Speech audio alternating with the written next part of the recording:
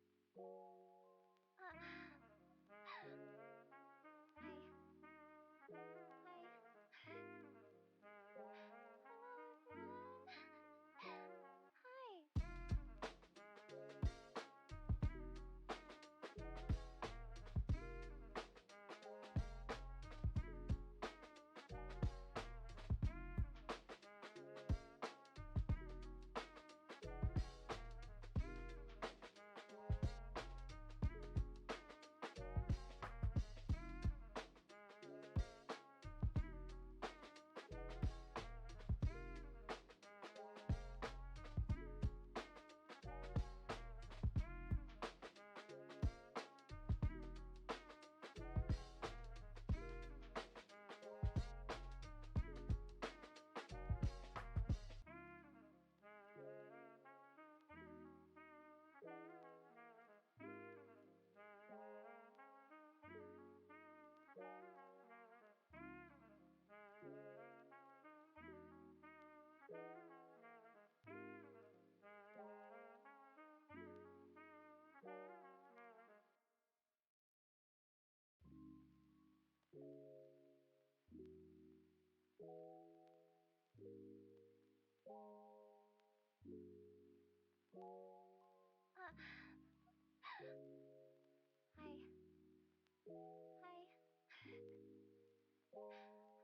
everyone. Hi. Hi. Hi. Hello, everyone. Hi.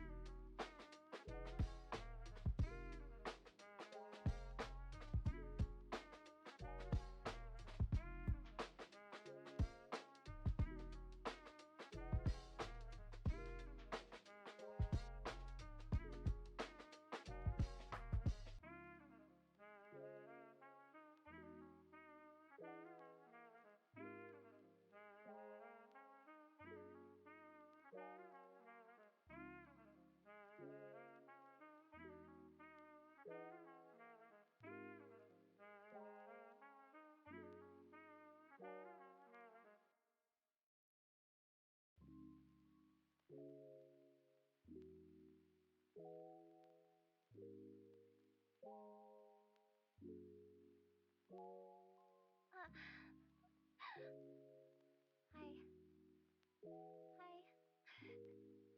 Hello, everyone. Hi. Hi. Hi.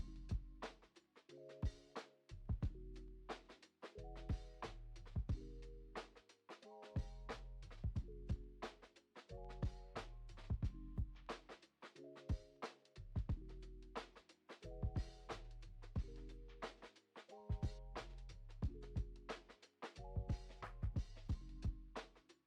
everyone.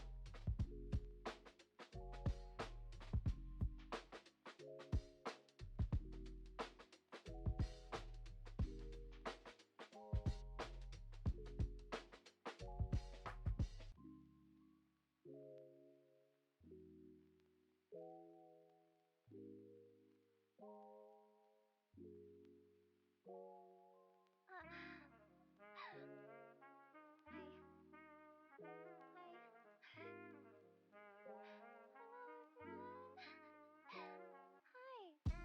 Hi.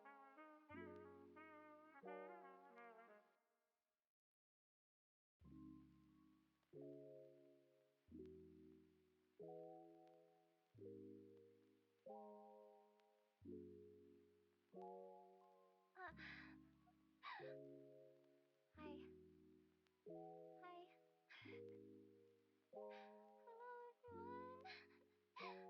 Hi.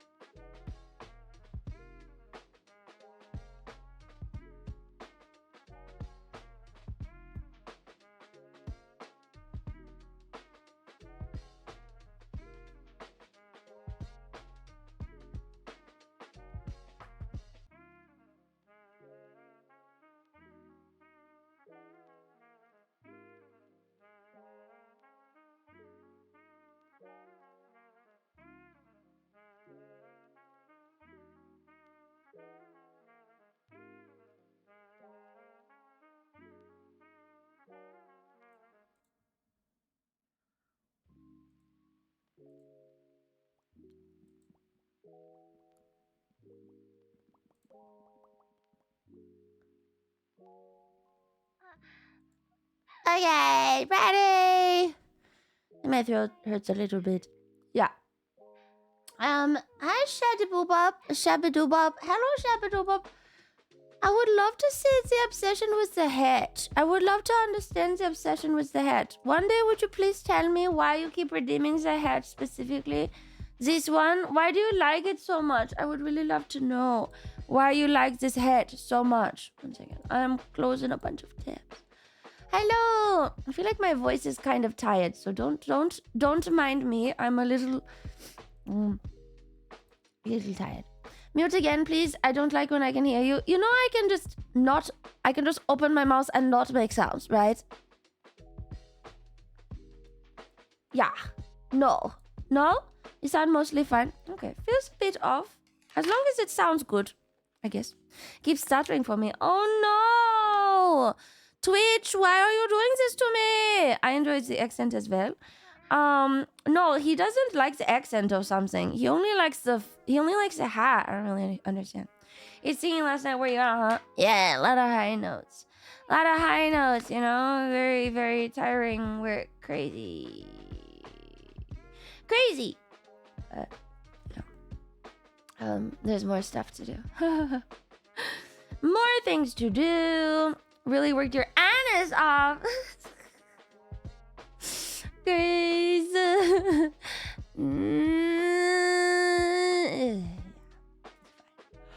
Anyway, happy Saturday. I don't know why. Very sleepy Saturday. The sun is completely blue. And it is a really nice day, but I think I'm just not awake yet. Amazing job singing, by the way. Thank you. I enjoy singing. I enjoy doing it. Okay. I maintain that the stars don't shine in Lily's speech was intentional. Maybe it was. We have no way to know. Maybe it was. I wonder if everyone did it kind of intentionally. The outfit was nice too. It was very cool. It was Nayuta's outfit. Not her crazy one. Her like slightly more normal one. Nayuta's outfit. And it's very cute. Your song opening stuck in my head. It was so amazing. It was really cool. I was listening to it yesterday because I was I'm gonna put it up on YouTube, so I had to clip it. And I was like, huh, you know what? This is kind of cool. Yeah, her default outfit is cool. It is. Hi, Kabu. You did good yesterday. I'm sure the sponsors found all of our jokes hilarious. They're like usually pretty okay with us. I don't know why. By all means, like our behavior for sponsors is not the best, but most of the time they seem happy, I guess. Maybe they only do look at like chat engagement, and that's what it is. The sound was compressed to shit and whack balance, but I adore having Lumi scream like Roka Roarin once in a while. Oh yeah, I asked them. I was like, can I be louder? And they were like, I did ask, actually. I did ask. It's okay, though. Any engagement is better than no engagement at all. True, exactly. It was like, hello? Hello? They probably don't mind as long as no one is shit-talking their game. I think all of us kind of enjoy the Nikkei game. If you don't play the Nikkei game, at least you enjoy the spectacle of the Nikkei stuff. If you do play the Nikkei game, well, you're already playing the Nikkei game. It's like pretty good. We were very engaged for Annis. Nikkei is fun. It's a pretty good gacha. I think generally it's pretty good. I don't think anyone dislikes Nikkei designs. Yeah, it's just kind of all around fun. They do a lot of stuff. And then they had like the Times Square things going on. So like Annis was in Times Square or something. I wonder if there will be any memes about Annis in Times Square. Huh. Too thick for me? No, there's skinny ones. There's thin ones. You're only looking at like thick ones for some reason. There's thin ones too. They're not all thick. It's really Korean coded. But moe. But it's moe. I can't betray my gacha Oshi. Sorry. Who's your gacha Oshi? plenty of tortas for OCVM. What the? Tortas? The only ones they promote are thick, though. No, that's not true. You're just confused. No. You're just confused. That's not true. One second. Let me just. One second. I accidentally squished out. Not like a pimple, but you ever find like it's like a whitehead? I guess it is a pimple. Stop thinking of them as pimple these days. It's like a preemptive thing, but now I have to cover it with ointment. Okay, I'm good now. Nurgle be praised. It's just your like sebaceous gland is like kind of visible, so you just squish it out before it turns into a pimple. I feel like pimple is when it starts to get inflamed because the bacteria is building up under the skin, but you can usually catch it before. You just get rid of the sebaceous gland, pop that shit out, and then it doesn't really do anything. Sebaceous filament. Thank you. Distended sebaceous filament. Yeah, the little sebaceous filament you just remove. Hi, Furry Kid. It's the star that shines so bright every morning. Hi, Furry Kid. Good morning. Oh, shit. My bit thing is... Well, you know what? My bit thing is not on, but you wouldn't have gone anyway, but it's still good. It's a good reminder. Thank you, Furry Kid. Good reminder. Thank you. There's a new NPC in the event called Yo-Yo. She's like you if you were a Stacy. Wait, let me take a look. Yo-Yo Nikkei. Yo-Yo. Oh, the hair girl. We saw her in the PV. And she's also in the rest of the... She's kind of like on the side. I just realized I have brunch this morning. Okay, bye, Ferrari Kid. Have a good brunch. Why is she like me if I was a Stacy? Yeah, I fucking hate... It's just rage. Rage is coming. Rage. I'm filled with rage. Why would you assume that the Stacy version of me would wear ruffles and leg warmers? Huh? The Stacy version of me would have drill hair, ruffles, and leg warmers? This is disgusting, man. This is disgusting. I hate this. I would never be... You're rage baiting me live in the morning. Like, seriously, first thing in the morning, you're just rage baiting me straight up in the morning. That's the first thing you're gonna do. Why would you do that? I hate it. Why would you do this, man? Thanks for 110 days of travel, Lumi. You're welcome. That's why I say it's the Stacy version. This is not Stacy. This is like a Japanese fucking like lolly, whatever K. I don't understand Japanese fashion. What's the landmine girl? Landmine girl shit. What's that called? It's the Jirai shit. This isn't even a Stacy. Don't look at this and go, Stacy. It's completely off of like Western everything. You can't really call it. It's probably closer to a gyaru. Like, this is actually closer to a gyaru than an American Stacy. This is like a full-on Japanese Jirai, like, landmine girl. It's an attitude action. Well, isn't that her attitude anyway? Because she's kind of a bitch or something? This, like, no Western woman wears leg warmers like that. Or, like, that fucking denim frilly skirt. Arm warmers? Absolutely not. Arm warmers on a Western Stacy. Don't fucking pollute the word Stacy with Jirai K style. This is not Western at all. This is a pure Eastern concept. Arm warmers, leg warmers, never seen on a Western woman. No Western woman wears this shit, man. Can you show us what we are supposed to be angry at?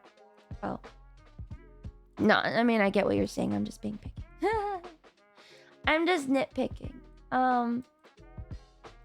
Chat's fashion rage baiting you again. Yeah, kind of are. Fashion rage baiting me. Let's see if there's like a Western... Is there like a Stacy, but like drawn in anime style? I don't know. Is there like a real Stacy drawn in anime style? Probably not. I don't really know. I'm only getting Gwen Stacy now. Let's see. Popular high school girl drawn in anime, but like a Western outfit? How do I even find that? That's the stereotype of gyaru. She's pretty much a gyaru. She's a gyaru, not like a... She's definitely not Western. That's Lumi if she were a bad bitch. No! I thought of Misa from Death Note, but she's like EGL. She's pretty much gyaru. Western school uniform? What's a Western school uniform?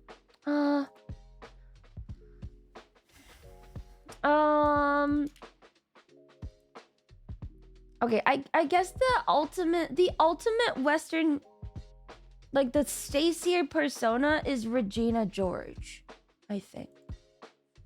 I think it's Regina George. Let's see, full body shop. Someone invited full. Thank you, Stitches, for the gift sub. See if I can find Regina George. But it's really hard because she wears a lot of different outfits. I guess it's fine. Maybe this one. Regina George. It's a cheerleader. Oh yeah, cheerleader. Cheerleader works. Cheerleaders work, but cheerleaders usually do that slick back pony thing. Here's like a classic Stacy look. Let's see, cheerleader TV show. I knew you'd spurg out. If I knew you'd spurg out like this, I wouldn't have bothered. It's my passion. Some of these cheerleaders are not actually cheerleaders, man. You're not a cheerleader unless you have this slick back pony. Fucking television doesn't do it right anymore. Cheerleaders have to have this slick back pony. I remember thinking it was really weird. Okay, this is a Stacy. This is a Stacy. Nobody wears these extra frill things like in Asia. It's just the facial similarity is accurate. Yeah. The face is about right. But a Western Stacy never wears like frivolous things. They don't do that. Is that Kamala? No, it's not Kamala Harris. It's so funny. No. Since I didn't want to cheer over the performance, Oh, thank I'll you. say it now. That's very nice. You of did you. amazing, Lumi. Thank No means no you. jokes. Just Thank you, genuinely thank good you. job. Thank you. Kaneko 5 heart. Thank you. I really enjoyed this song. It was very cool. That's a lolly outfit with gyro socks, arm thingies. Western people don't really wear the same level of frills or accessories. Like a lot of, like, I feel like it's always like top, bottom. Actually, the modern Stacy looks even weirder. The modern, like, what is it? It's like how to dress like a Nepo baby 2026. Let me see if I can find the outfit for you. The modern, like, cool girl looks like even more plain. It looks like this these days. I don't know if you've seen this. This is the modern cool girl outfit. It's like fucking cami, crazy sweatpants, and then like some fancy shoe. This is what the modern cool girl actually dresses like. So not this at all. This is pretty much what the modern Western cool girl dresses like. That's so sad. I don't know when they started to do this. This is like a... And then you gotta wear like the biggest jeans possible or something. It's like a whole look. Here's another one. I don't know why they're doing this. I mean, it's kind of cool, I guess. I always thought that was really trashy. No. Lemon It's like woman is so goddamn pipes. The gap mo between this gremlin that goes choo-choo Gremlin. sometimes and her singing voice is massive. choo-choo. Oh man, I was trying to choo-choo and it wasn't working. Wait. Kind of. Sad. I think my throat's a little shot. Yeah, these days, here. This is from British Vogue. 8 out of 10. Okay, not the worst. My throat's a little gone today. Look like this these days. This is the old Stacy. This is the current Stacy. This is a recession prep Stacy. Where you're getting ready for the recession by paring down all your stuff and just having like one expensive piece on you. The previous day, Stacey looked a bit more like this. Yeah, this is Hailey Bieber. That just reinforces my view that real women are shit. Because we don't wear ruffles? I hate how accurate this is. Yes, this is the recession prep Stacy. It's like recession Barbie. And instead of having a full outfit, she just has sweatpants and a fucking cami shirt because she doesn't go to work anymore and sneakers because she doesn't have any other shoes. and her bag is secondhand from Vestiaire.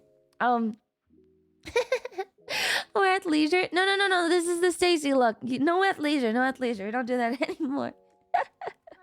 But you can't wear like basics.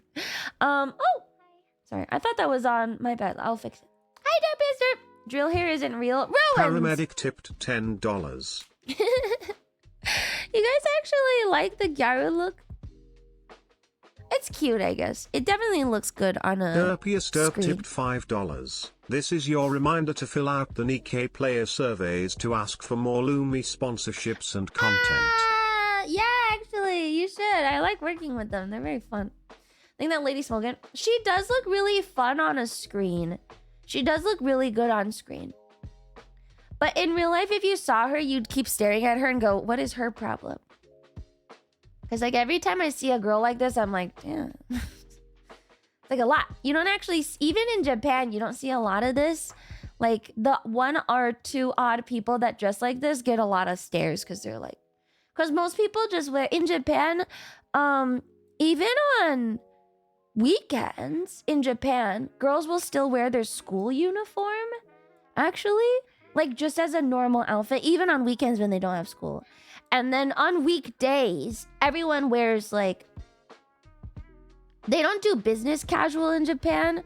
In Japan, if you work, you wear the full business outfit. Let's see, Japanese business outfit women.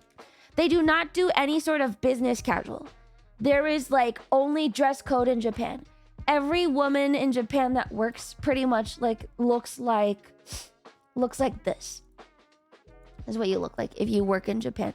They don't, yeah, it's like always skirt, jacket, and then like a top, you know? They all look like office lady. They do not dress, there's no deviation or anything. They all dress like that.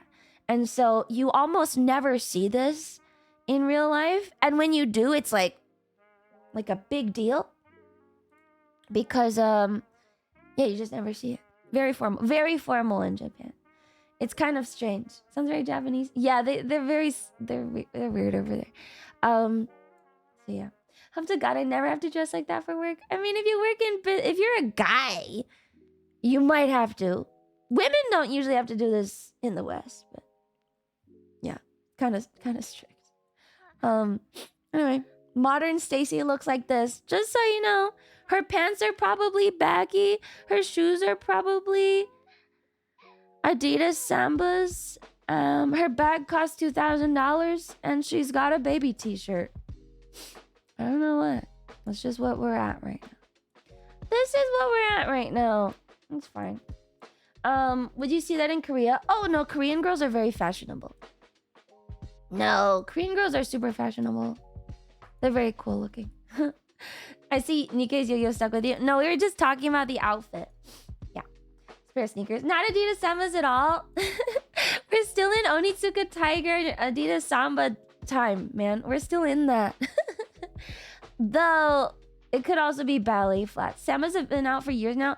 No, man, I still see them. It depends where you're at. You might see the flat sandals. Man, I'm really upset. This is for Lost specifically. I'm not happy that flip-flops have come back in a heeled style. Have you seen that, Lost? The heeled flip-flop situation? I just hate that. They are so bad. Why are we doing that? I'm not doing that. I hate that shit. Thank you, Lost, for understanding me. For some reason, this is the shoe this year. It's terrible. Why are we wearing these? I'm not getting them. I'm not doing it. I'm not doing it. You can pry my old slides out of my cold, dead hands. I'm not wearing this shit. This shit sucks. I don't know why people are doing this. I'm sure it'll only be a year or something. We are in the year of giving up. Yeah, it's pre-recession. It's really funny. If you care about fashion at all, it's been interesting to watch because since COVID ended, about 2022, in 2021, we all had only homeware at leisure because nobody was going to work. So all the fashion brands were like, okay, let's prioritize comfort and everyone's going to be super comfy and only have like soft things. And they won't look that crazy, but they'll be soft. And so 2021, 2022, everything was in like soft colors, cozy material. And then after COVID, everyone wanted to feel seen, quote unquote seen. And so brands started churning out maximalism, like super bright colors, patterns, accessories everywhere, back to scarves, whatever, everything. Everything was like crazy for about 2 2021. years. That's like yesterday. It's like yesterday. For like 2 years, from about 2023 to 2024 to 2020, early 2025 was all maximalism because everyone was like, COVID's over, we're free now, we want to be seen. And then the first like little clues of recession started to like show up. And then all of a sudden it went from all of these accessories to super old jeans, like secondhand jeans, the most basic ass t-shirt, and sneakers. It just came all the way back because I think it's like prep for the recession. And then people have also pared down makeup looks. So a lot of makeup looks have gone from like bigger, more full face look to like a no makeup look. And so which is pretty much, it's just recession prep because in the next few years you probably won't buy as many clothes. So the brands are getting ready to like sell elevated basics. It's kind of funny to follow trends if you also watch like economic stuff trends because it is very closely tied. It's kind of good to see. I prefer the no makeup look anyway. Good for you. I hope you'll be very happy in the next year or so then. Okay. Easy access, please don't make me get a job yet. Chic is popping off. Yeah, it's very easy to get, like, you know, they can sell simple luxuries now. So now the whole thing is simple luxuries. So instead of buying like everything nice, like a really cool jacket and a really cool shirt, you just buy like one ring or something. So like jewelry's still doing well, but bigger, chunkier jewelry because you don't want to splurge on everything. You only splurge on your one thing. Isn't naked makeup getting more popular too? Yeah, that's what I said. What did I say? What word did I use? Natural makeup? It's the same thing. Baggy pants too appealing to the reptile brain. I don't have the full baggy pant. I'm a little bit too type A for that, but yeah, I have seen it. Girls are gonna be used condiment packets for makeup come next year? No. No, man. It's just interesting to see, so that's where Western women are at. I don't know about Japan. They're a little different over there. In Japan, it's actually kind of more sad if you think about it. Here's the way that Asia works. Because I've been to Asia and all of the East Asian countries. It's actually really sad over there because I actually asked Sakana about it when I was there. And we were like walking around. And I like to ask Sakana questions because one, I think he probably enjoys talking about non-VTuber stuff. Or I imagine he likes to talk about it. Anyway, so I asked him a bunch of like questions about general things. In Japan, property value does not go up, so there's no point in ever buying property. So pretty much what happens is nobody buys houses ever. They don't own anything. They just keep renting. And then, are you streaming barefoot today? No, I have boots on. Thank you. And so they just kind of exist. And because they don't buy property at all, property value does not go up in Japan. It does not. There is literally no point in buying property in Japan because the value of it does not appreciate. You never make back anything on investment or anything like that.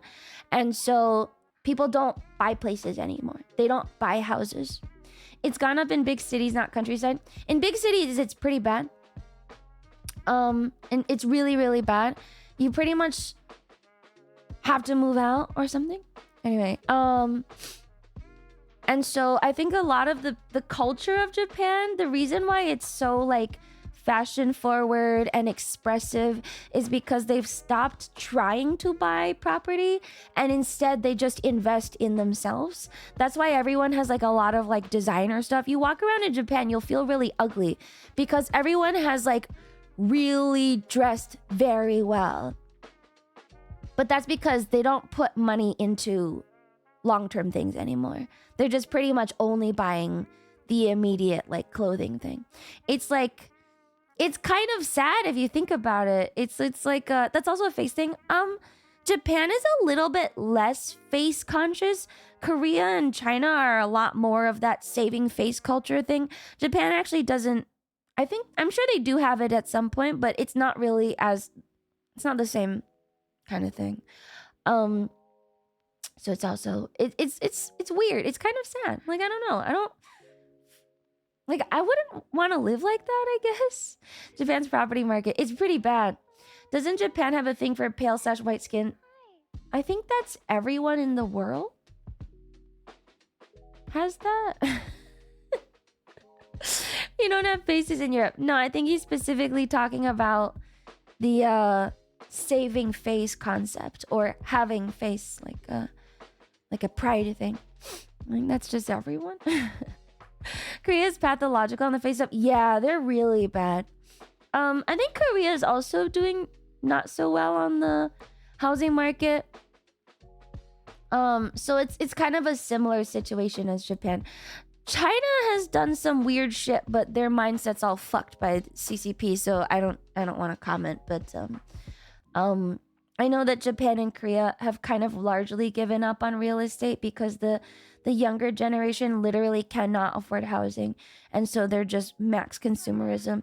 So I think in the West, I think we haven't completely given up on housing as a concept. So people still try, and that's why our trends are a little bit different. They can follow different trends of like trying to focus on things.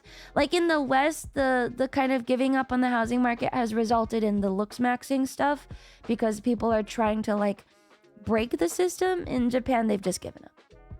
Yeah. When you own a building in Korea, it's when you know you've made it. You'll never own a building in Korea unless you marry someone who owns that building, man. Small apartment in Seoul is like near $1 million.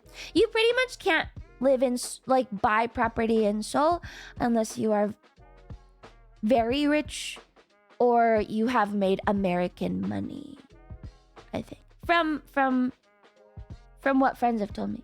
Stop equating looks maxing to that when it's far from the truth. I don't know. I just read about it. Owning a house is difficult in most countries.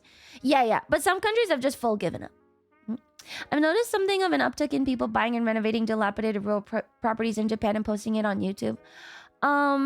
It is a thing. You can buy cheaper property in Japan and renovate it, but that doesn't actually increase the value of it. That's like a personal thing. And then it's really hard to do. Because I think in Japan, the value is the land, not the house or something. Like for some reason, they don't value the building on top of it. They only value the land of it. And then the property taxes are really, really bad in Japan, and they're kind of designed to keep to be really fair. And they also tax foreigners really badly or something. And they also specifically do not let you get extra properties. So you get your first property and that's all fine and good, but then if you want a second property, the tax jumps by like 50% or something. I don't know, Sakana told me. Very crazy. So they don't want you to like rent anything out in Japan. They like really prevent it, especially for foreigners. So first house, sure, get one, have a good time. You will not own a second house though. Owning a house isn't hard. Owning a house in a place that isn't literal middle of nowhere will cost you though. That sounds fair on paper. It sounds fair on paper, except that the super rich are buying in instead because they can get past it. It's like kind of fair on paper until you remember that super rich investors from China or like Middle East can still buy into Japan because they are just that rich, and then they don't really have any issues with it, right? So the rich find a way anyway, and then the average This person is is how I kind of find screwed. out I missed renewing Prime sub for 5 months. Thank you, Olive Dolphin, for 15 months. They are just that rich, yeah. Where is the problem of not seeing owning property as an investment? I mean, it just depends on you, I guess. I feel like if I really think about it, if I never owned property forever, I would feel kind of sad just because I'd have to keep paying rent. But I don't feel that bad about it because I'm like, well, it's really expensive. Can I afford it? It is good though. I already own property, so that's fine. It's pretty tough. It's pretty tough out here, guys. Not a big fan of property as an investment outside of personal housing. It's definitely a good way to make money. It's probably one of the easiest ways to make money in life is to go the property route. I don't know.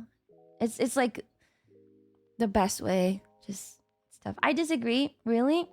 I will move to the Midwest when I want to own property.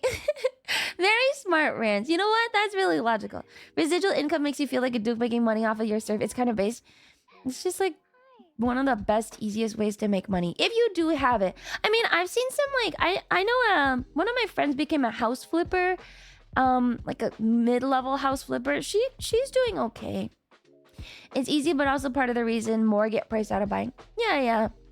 I mean, just depends. Real estate speculation is probably one of the things that does more harm than good. Yeah, I guess.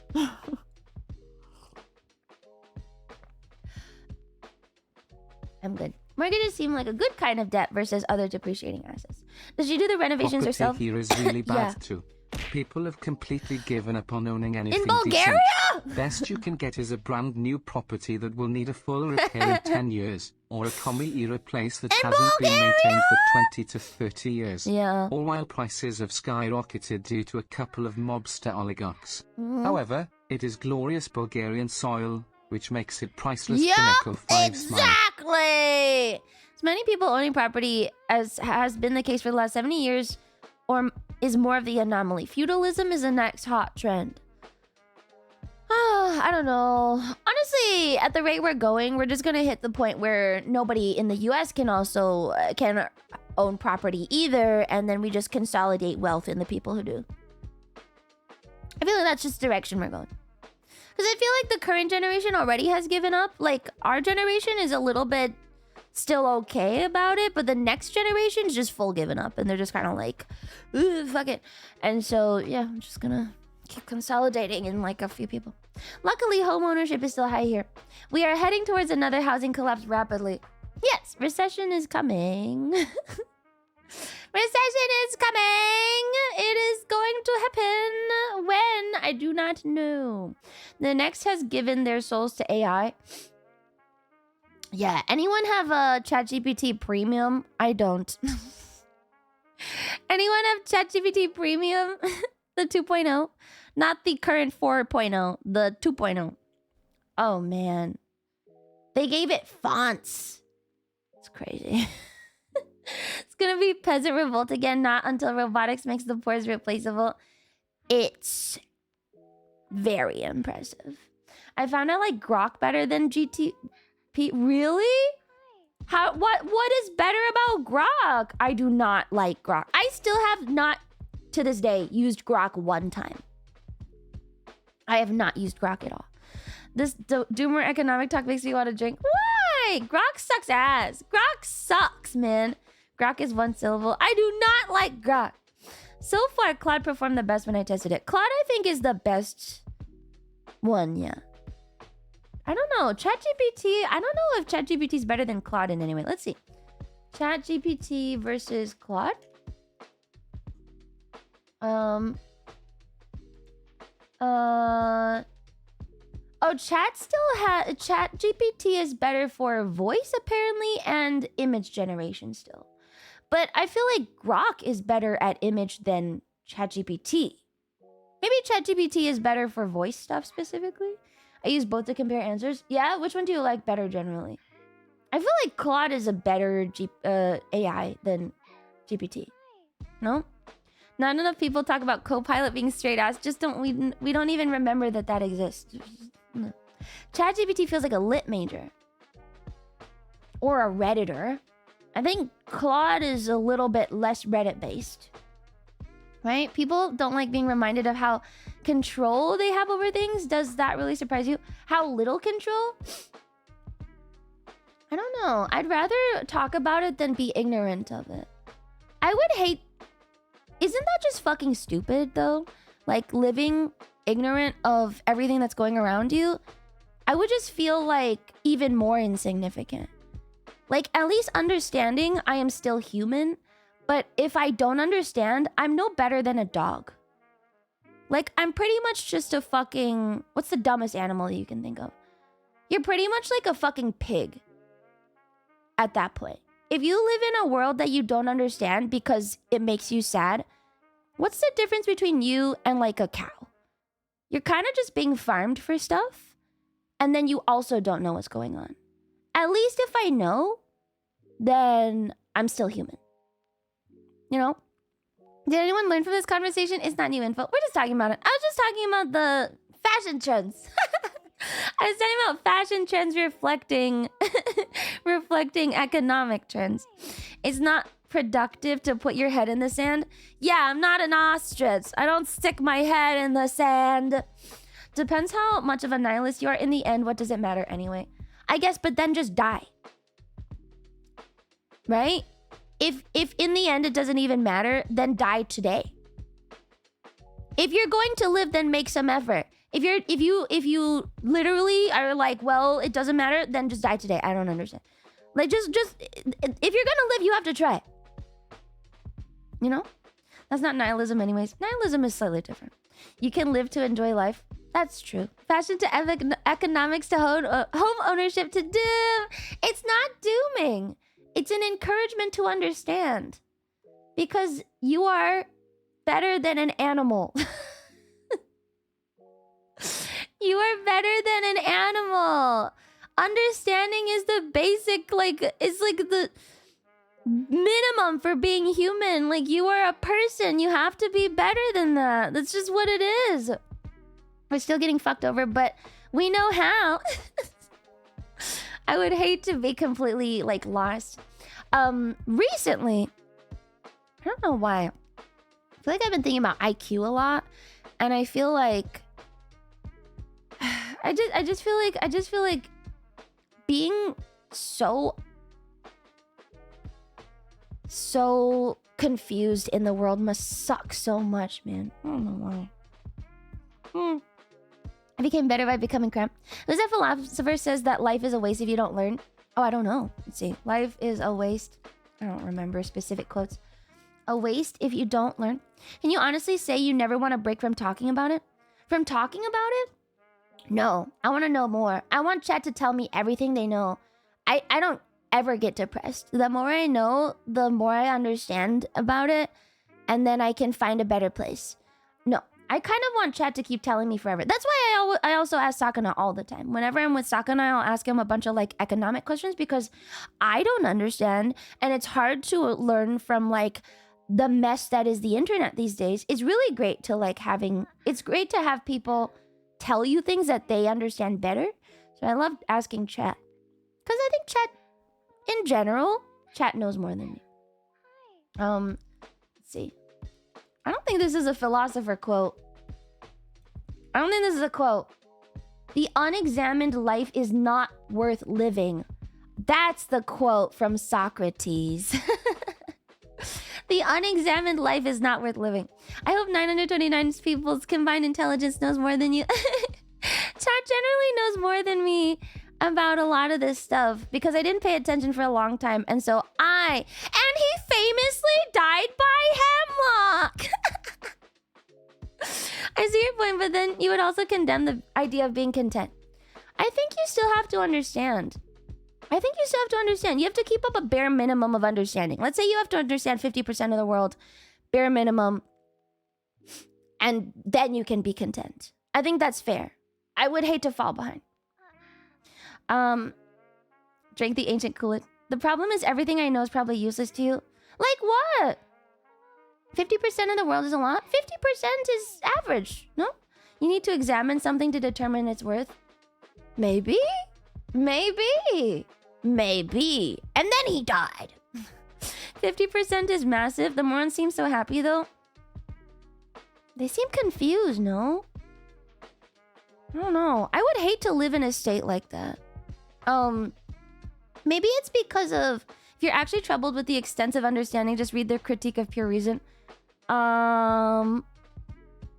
Is that what I'm troubled with? I just want to learn more about things. Is that what you're... I think you just want me to read your philosophy stuff. You don't interact with the real sub-90 IQ retards. They're very content. I think I was watching, like... I think maybe it was Hail Mary or something. And then or also I've been reading Language of Liars, which is like about language learning. And then like just imagining being in a situation where I couldn't understand anything, it made me so uncomfortable. You ever have been in a situation where you just didn't understand anything and were completely lost? Isn't that the most uncomfortable, worst place you could ever be? No? I hate that. I hate it. Like, it makes me so unhappy to not have any idea of what's going on. And so I feel like if I really didn't understand the world at all, I would be so fucking sad all the time. I don't know. Well, actually, when an engineer's fixing something for me, I'm just like, yep, not fix it. I don't think that's the same thing. I think it's like it has to be like most of the world is confusing to you. I just feel so inadequate. I hate it. I hate that. Not understanding something is just another opportunity to learn. See, but I think that's the healthy way of looking at it. I don't know. Maybe it's just a completely different mindset to be okay with it that I just don't have. And I think maybe that's like a mark of intelligence or something, to be in a situation where you don't understand and feel uncomfortable. Maybe that is the basic mark of intelligence. Maybe when you are in a situation where you don't understand and you are fine, then it's a mark of just not. I don't know. That's your ambition? Maybe it is. I don't know. You know, I don't want to be a mental nugget. Read Kierkegaard and make the leap of faith. No, not reading your fucking philosophy. Die. Think you need a strong support system to be able to handle it. I don't know. I don't think so. People who have childhood traumas can grow issues that develop into intellectualism as a form of control. Maybe. At a certain scale, nobody understands the universe. There are only people who pretend they do. Socrates' thesis and all that. I think most people like to learn. It's usually people who are selfish and narcissists don't listen to others. I don't know. I think most of chat likes to learn things. So I don't think this is for you. I'm just trying to understand. I feel like most of chat does enjoy learning new things. So this is specifically not for any of you guys. But I've been thinking about it recently because of Hail Mary and some other things. And now I'm just like confused that some people would really just eschew the entire concept of understanding more, and I don't get it. Learning feels good though. It makes not learning feel bad. All learning is good except music theory. Fuck music theory! I don't want to be taught. I want to be mad. Got to you, huh? Yeah, I was really uncomfortable for that little bit of time where he didn't understand anything. I was extremely uncomfortable, man. I was sitting there in the theater and I was like, ah! Like having a bad time. What's wrong with music theory? Oh, I don't know. I probably wouldn't mind it now. I just didn't learn in a good way.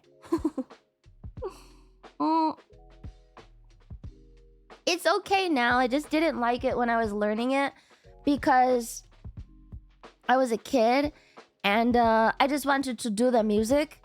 And yeah. You go to theaters? Yeah. I love going to the theater. It's nice and dark. Nobody talks to you and it's comfy and you have your comfy chair and you get your snack and then you just have a movie. And it's great. The more you learn, the more things you have to worry about. No, please. I'm so tired. Just lobotomize me. No! We have to keep going. Music theory is too stealth mission for... No, you know music theory is just math. When I got into college, I was a music major and I was taking music theory. It's pretty much just math. It's just combinatorics at the end of the day. And so it all made sense. I did not like it for most of my life. But then, you know, recently in the last few years, I've been like rewatching some music theory stuff. I think it's just the way that it's taught is very dry. And then they force it on you like extra homework. Like when you learn music as a kid, like you get to play music for a lot of the time. But then you get this like 10% tacked on. Wow. Hope you all have a fantastic weekend. Lumi and Pepper's Kaneko 5 heart. Thank you, Revlisco, for 26 months. They like stick it on at the end. It's like an extra 10% of work. And then you gotta do it like homework. And you're just like, like this fucking sucks. Why do I have to do this? Is music theory limited to classical music? No. Actually, most pop songs that have blown up in the last forever you can analyze with music theory and see patterns in why they have blown up. It's not just recognizable chord progressions. There's resolutions of dissonance that really make them very pleasurable to listen to. Famously, I think Unholy by Kim Petras or something. What's that? I think it's called Unholy. Kim Petras. Yeah. The Unholy song by Kim Petras, it blew up so hard because the music theory of it is pretty interesting. It's like completely dissonant, and it's always kind of keeping you on edge with like a dissonant chord into like a resolving chord. This is also why some songs don't sound good, is because they don't resolve chords, or they leave off on like almost like a cliffhanger thing. If you understand music theory and chord progression, that's why Unholy did very well, is because they were playing with the like resolution concept the whole time, and they kind of kept you in this weird state of like wanting it to finish, and you did not hear that, so you would keep listening to it. That's why the song did so well. You wouldn't really expect it, but it did very well. Dissonant resolving, yes. You ever hear a song and it resolves on a third or a fifth? This is just straight up music theory. You guys don't like music. You guys like music theory? I could go into music theory.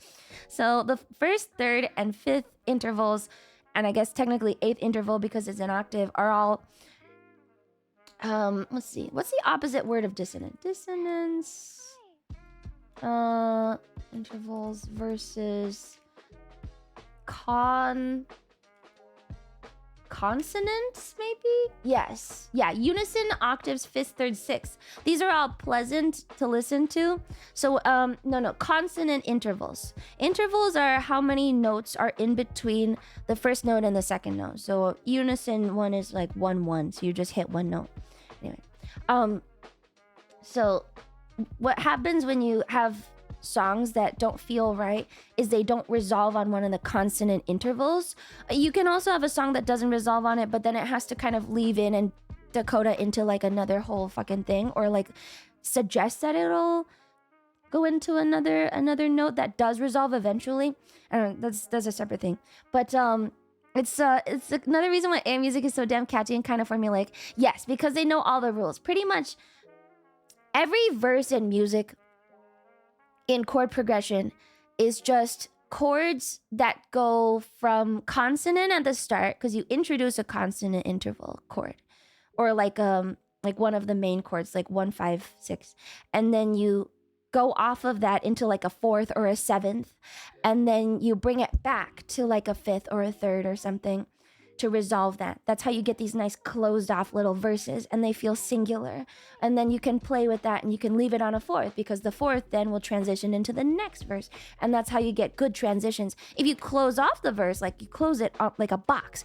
Imagine a verse like a box, and you're building a box out of chords, right? If you close the box completely, you can't lead into the next box. That is the next verse of the song. So you have to leave it a little bit open. So then you leave it on like a fourth, because then it hasn't fully resolved yet. But then let's say you're going into like the bridge or something. So then you really want to like resolve the last chorus, and it's just music structure.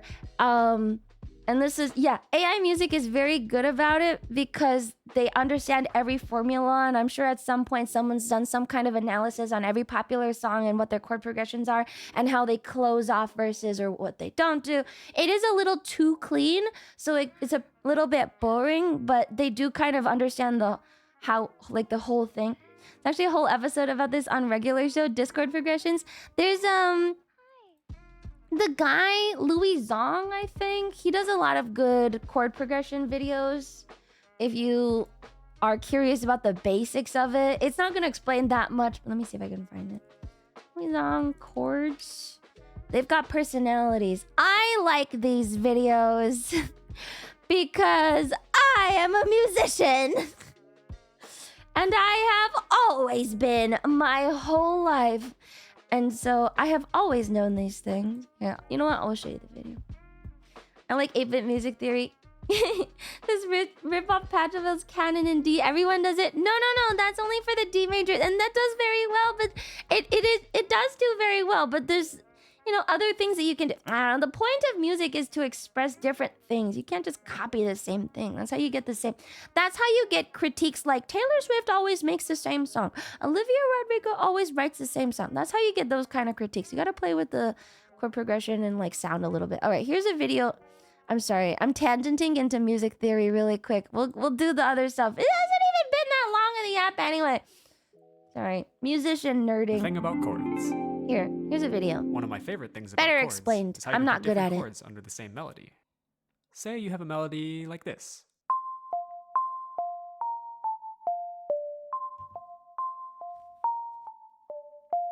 Putting certain chords under it will make it feel a certain way. For example, See, pay attention to what number they are. This feels a little unfinished. This feels very homey.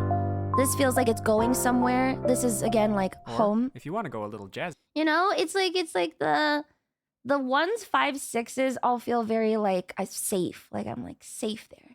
The 4 always feels like I'm leaving or something. Like I'm going somewhere and I might not come back. And then the 2 always feels like I'm like moving upwards. I don't know what it is. It's always like they've got like moods to them.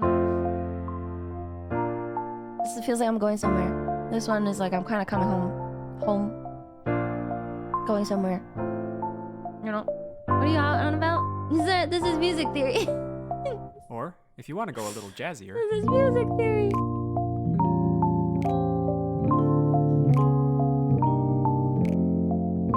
I want to learn that. This is Louis Zong's A Thing About Chords. or perhaps you want something LOUIEZONG. kind of grand and royal sounding.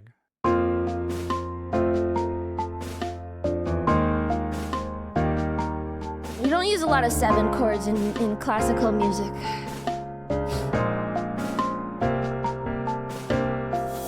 It's kind of like painting a thing in Photoshop and then changing its feeling with a blending mode on top. Whoa. The bass is the same, but because of this extra harmonic information, it feels different. That's all. Yay!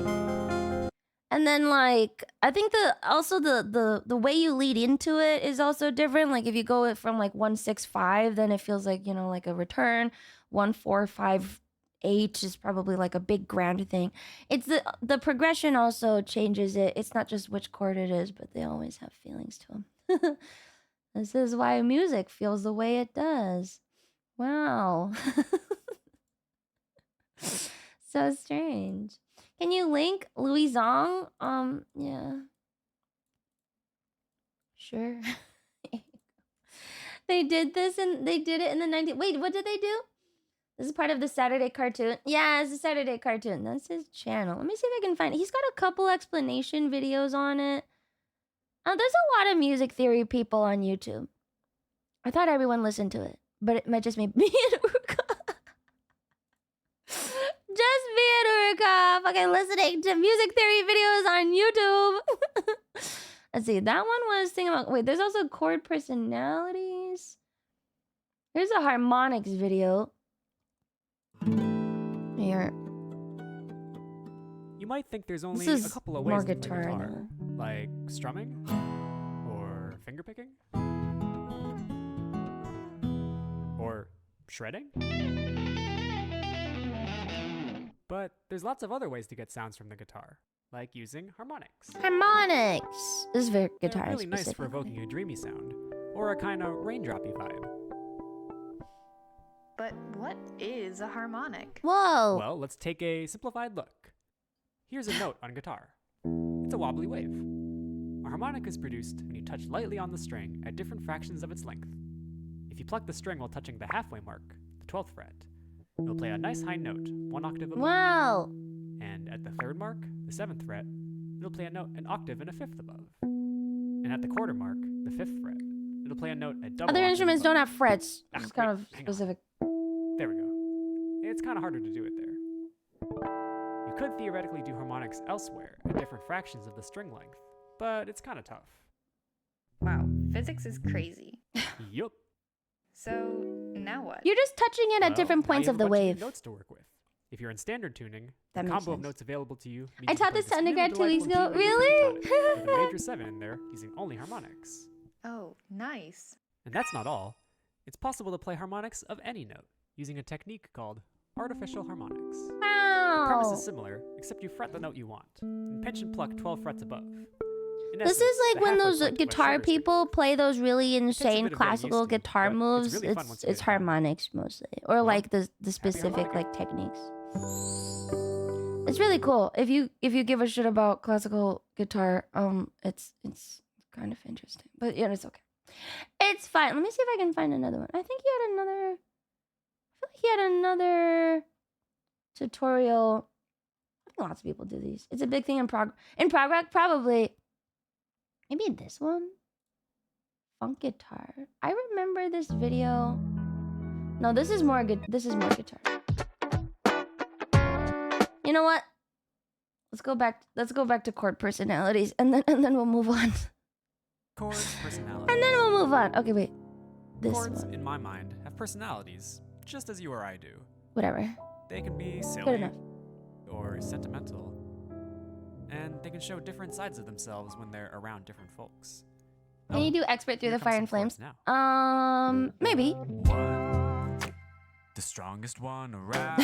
Four, earthy like the ground. Two minor, a meditative man. Five, will lead you by the hand. Six minor, a creature of the dark. Three, a This is so drama cute. queen at heart. He's trying to teach you stuff in a cute way. whimsical soul for minor, very sentimental. Flat 6, flat 7, 1. Anyway, chords, they're like people. Yeah, might like some not better really than teaching others, music theory. but It's they're like all part of the basics big of thing called chord music. progression for So, babies so get to you know can them. get into music theory. Hey, I'm C7 sharp 9 flat 13. Okay, calm down there, man. It's the end of the video. Come on. Yeah, that's it. I've used to learn because I'm not trying to learn how to music. Okay, I mean, that's fine. It's fine. It's okay. It's just my particular non-interest as a musician. Wow, very cool. Music theory. Reminds me I Wow. was impressed by how you can actually sing kind of rocky songs. Can I request Paper Moon again for the next karaoke What is request Paper stream? Moon again? What is Paper Moon again? What is Paper Moon again? Paper Moon? What is that? Paper Moon? Soul Eater OP1? Oh. Well, let me listen to it really. Oh, yeah, I guess. Sure. First thing you would learn is which chords are for tonic, subdominant, and dominant, and which ones substitute for what and what the voice leading would be for it. I didn't learn any of this, actually. I did not learn this at all. I just started straight up on intervals, but I am a classical musician, not a pop musician, so maybe that's why. I didn't even learn chord progression until like college, because in classical, they just go, whatever, it's fine. You go learn a bunch about composers. Anyway, you ever do AP music theory? I don't think that's a class. Is that a class? I don't know. Is that a class? I didn't do any in-school music. Not that much. I took it. How do you get to AP music theory? That implies there's a basic music theory class too? Really? Isn't there like a basic? Is there a basic class too? Huh. There isn't. I have not heard of that class. Might be presentable at nice parties if you remember the composer stuff. Oh, I'm very presentable. Don't worry. I am all... I'm very exposed to the arts, but that doesn't concern anyone. It's fine. I didn't know they do AP for that. I did not know that either. I didn't know that they did that at all. Maybe MagTech high schools do. I've never heard of AP music theory because most people don't even have the base music theory class. Wow, there is an AP music theory. Whoa. This must be only offered at some schools. I've never seen this. Classical major never took AP music theory. SMH my head. Yeah, I was just a real musician, you know. It was a thing after you were in school, Hack. Maybe it was. Does he have any videos about jazz? Yeah, I think he's actually a jazz musician. You can look at him up. You can look at his videos whenever. Okay, we're finishing up shaman stuff today. Let me just pull this up. Ooh. Here we go. Wow, perfect. How does that work? There's a common core music theory class and you specialize in different instrument styles. No, I don't know about other people, but in my experience, you just get this workbook thing. I don't think it's just for pianists, but there was like a series of books that you would have to buy and then you'd fill out all of the stuff in it and then you'd do it as homework and it was just a music theory book, I guess. Secular music is like 20th century orchestral music with Japanese instruments slapped on top. No, I'm sure the composer who wrote that understood music theory. Let's see. Book. I'm trying to find the exact book that you know what? I did specifically have a piano theory book. Okay, the reason why I don't really have other theory experience is because I had to use this book. This fucking thing. And there are like many levels of it. And it is specifically for piano.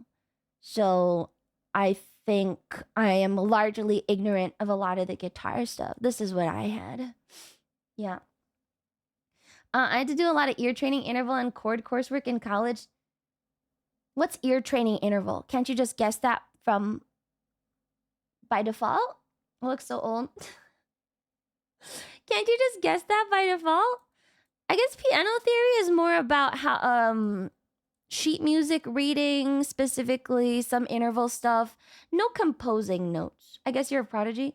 You need some training. Can't you just tell what interval it is? They play 4 notes on a piano and you need to know which notes were these. Don't you just know that? What? If you play any instrument, can't you just guess that? I'm gonna fucking dust off my keyboard and play notes for you. It is not just known, but how can you... Some intervals are kind of hard to distinguish. I'm gonna dust off my keyboard literally right now because I'm confused.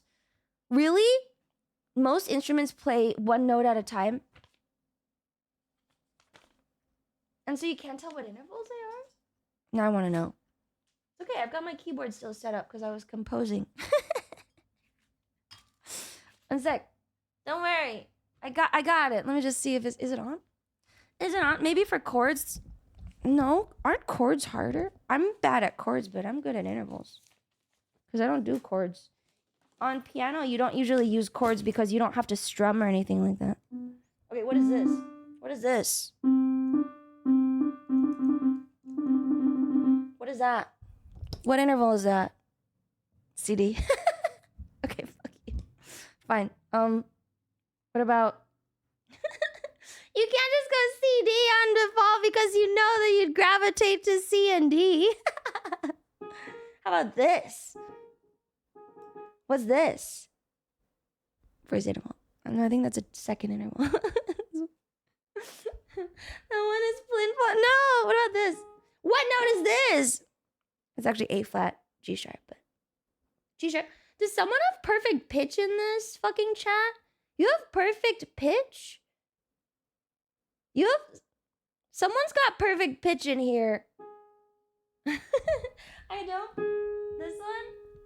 I don't have perfect pitch. How are you guessing what this is? G sharp. I do not have perfect pitch. I only have relative. Okay, then what's this? This one should be really obvious, though. But what interval is that? 5th.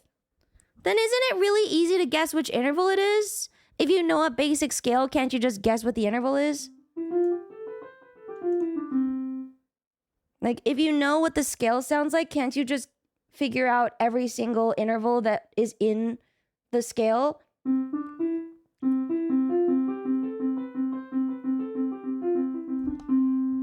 That's literally every interval that you ever need to know is just the major scale. Right? The interval is a function of time towards infinity. This is Steinway Saturday. I don't have a Steinway. I have some fucking Chinese keyboard. Let me turn it off. I don't get it. If you just learn the scale, then won't you know all the intervals? Because intervals are pretty much just based off of the existing like scale anyway. So if you can sing like a regular scale, like whole, whole, half, whole, then you know every interval anyway. Right? The Steinway's at our parents' house. I don't have a Steinway, I have a Kawaii. Right? No? Right? Play some Chinese scale then? Well, they probably have a different system for music theory. It's probably not the same. It's probably not the same. Picking them up blind, hearing two notes without knowing what they are is different from knowing what a G is up from a C. Oh, so it has to be like on a like a D major scale. Okay, let's go D major scale. It's the exact same. I'm turning it back on.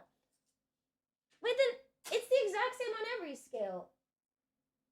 Isn't it? I feel like it's the exact same on every scale. They're always the same. What? Imagine not having a 200 grand piano in your house. I don't have a grand piano. I only have a baby grand. Oh, what about this? The Wait, fuck no. is I'll do all a this fourth. music theory shit? Just go and play. Never had to deal with it when I was in the corp orchestra. Apparently going to a musical academy summer classes trained me to play Muake by hearing from 9 to 14. Cheer 500. Yeah. No, don't do that. Wait, what did you play? What about this? Start on G major. Oh my god, I keep defaulting to 5. I'm like giving you the answers. How about this? I don't think this is even. Oh, that's wrong. How about this? How about this? Wait, can you hear it? It's A7. No. It's A7. Yeah. It just sounds to me. But if you know the major scale, then you know literally every interval. It's really... One second, I'm trying to turn this off. This is an evil interval. That's the 7th. That's why I was saying that 7s don't feel very good, and you don't really like them in music. And you have to resolve on a 1, 5, 3, or 8. It's not that simple. Okay. Okay, my bad. I don't even know the scales. You never heard Sound of Music's famous song, Doe a Deer, a Female Deer? No? Your training also includes sight singing a melody, and you only get the first note, and you have to conduct yourself.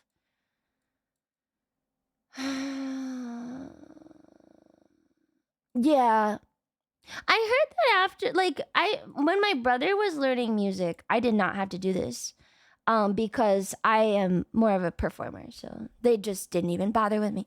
I remember when my brother was learning music, there were like piano SATs and stuff, and they had to sight sing. I had to sight sing because I ended up taking like a bunch of choirs and stuff, and so they made me sight sing in there, and that was all fine and whatever. And then you have to do it in college. When you're a music major, they do make you sight sing a lot, but these are all just basic things, I think. You don't know doe a deer, a female deer, which lays out the exact scale for you in a very easy to understand and memorize way. My mom's favorite movie. You know what's really annoying about singing music theory? I hate singing music theory. Did you know there's actually variations for sharps? So instead of re, there's re and like something else. Re and wait. Sharps in. If you are singing, you will pronounce them re and like the other one. Like a flat is a re? No. A sharp is a re, is an E sound. Oh, there's solfège. It's called solfège. Do you sight read the sheet music when singing? I have done this. Yes, I did do that. For Rie's, oh my god. For Rie's Millie concert, I was given like I did a messy kind of like very intertwined song with her, and I did not have any reference, and I was given sheet music, so I was just singing off the sheet music because it was pretty annoying. Yeah, okay, so sharps are E sound, and then flats are ah sound. So instead of Ray, you would have re and ra. So if you're singing in like college at all for like a music theory class, you got to start using these other sounds, and then you just sound like a retard because you're over here singing like re, and it's so annoying. It's really annoying. So someone makes the music sheets for the musics. Oh no, it's only for that specific thing. I haven't had sheet music for anything else. No, just that. Sounds like a tenor problem. No, it's not a tenor problem. I sucked at sight reading. Only reason I got into All-State was because I had coincidentally played the same piece for an audition. I'm actually really not the best at sight reading. I say not the best like I am below average, but one of my cohort, like one of the other people that had the same like collegiate music teacher as me could just pick up any piece and sight read it. And at that point, I was like, you know what? I'm not cut out for this, actually. I'm going to go be an engineer now. And that was like a big reason of why I left. Yeah, I say I'm not the best, like I don't know how or something, but I'm not at that level. And I think that level is where you have to be if you actually want to be good. Yeah, got mocked. I got mocked. Why would you even be in music school if you could already do that? Music school is like for networking reasons. You don't need to go to music school technically if you're good enough. Music school is mostly to like make more connections because you need the degree to keep working in music. That's it. If you're like a genius though, you don't really need it. I finished cutting the grass. Okay, why is falsetto called that? Is there something false about it? I don't know. I wasn't a voice major. I don't know. Why is false? Let's look it up. Why is it called that? Because I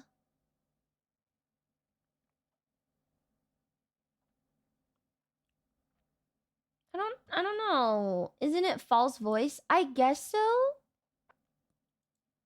I guess it is called that.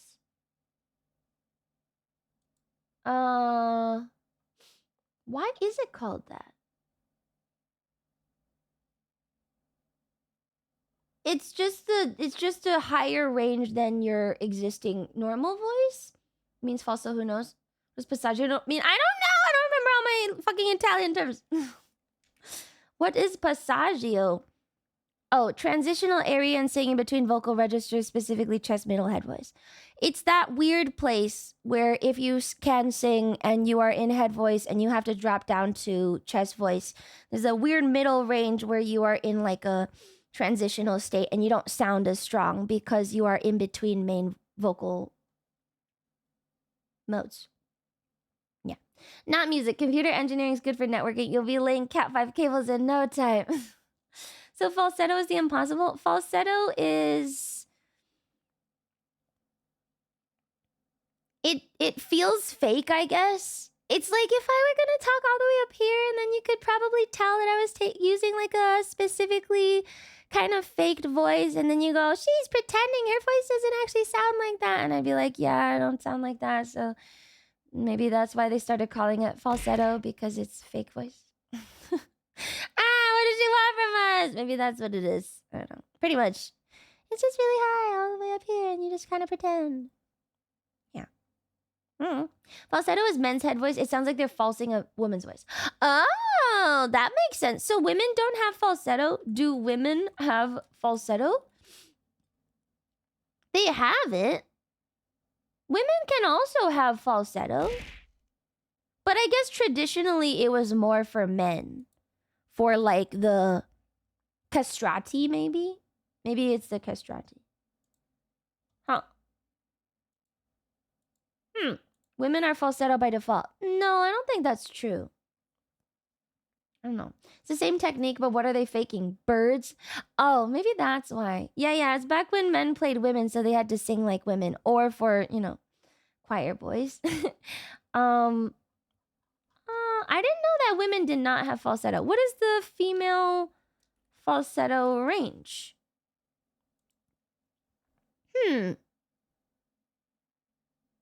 What is the female falsetto range even? Is there a female falsetto range? It's G5 to C6. G5. I turned my piano off. Fuck. What is G5? They have it, but the term originated before. I'm sure there is a range. Okay. It's fucking Mariah Carey whistle range. Jeez. I don't want to keep turning my piano on and off. I don't even know what G5 is. I'll just look it up. Let's see. G5 note. I can play. Let me see. Do I have ads? No.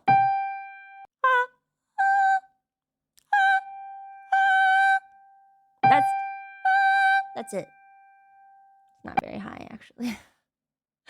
That's not very high. G5 is because it is a G7. That's not very high. Pretty whatever. That's the falsetto. Your mic isn't even saturating. Oh, you want me to sing it longer?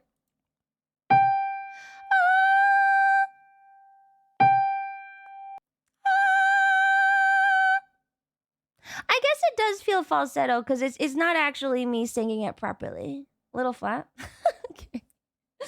Sure, it could be. Not high for you. I'm a bass that's 4 octaves higher than what I do. Well, then you wouldn't have a falsetto. Only tenors would have a falsetto.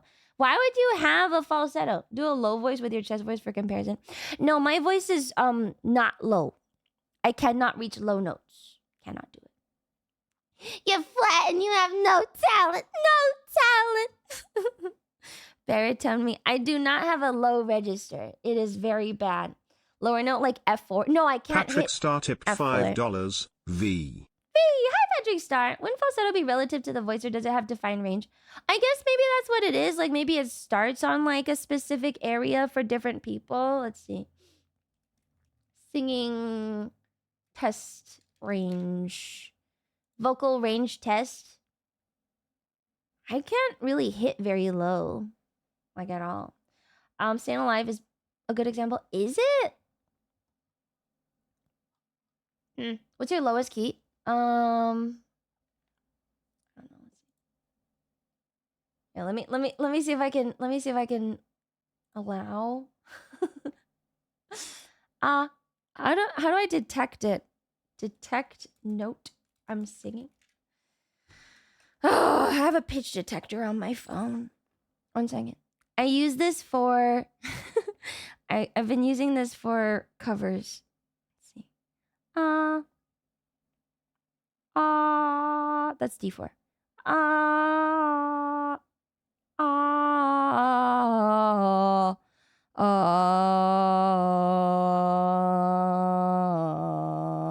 D2. Oh no, D3. D3, that's it. D3. All right, that's D3. It's very uncomfortable. She's turning off the voice changer.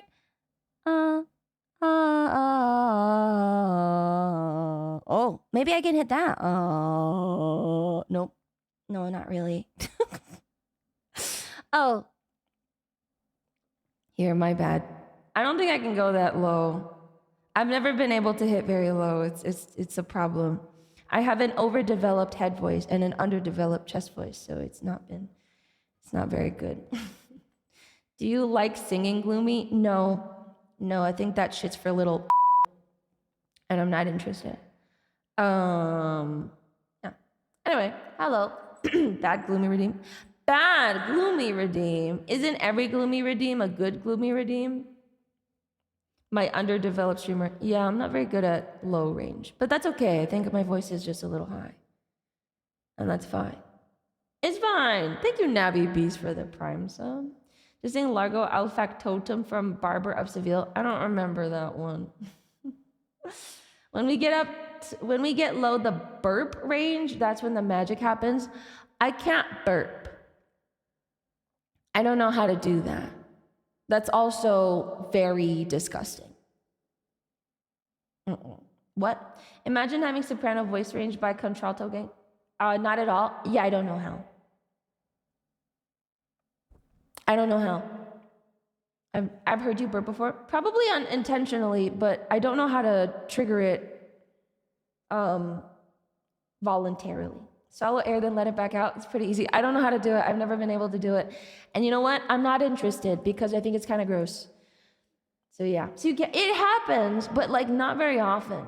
I think my vocal cords are probably a little bit tighter than they should be, which is why my voice is high. Well, high for a black hole. I think my vocal cords are probably just stiffer than average. It's the least gross way to let gas out of the human body.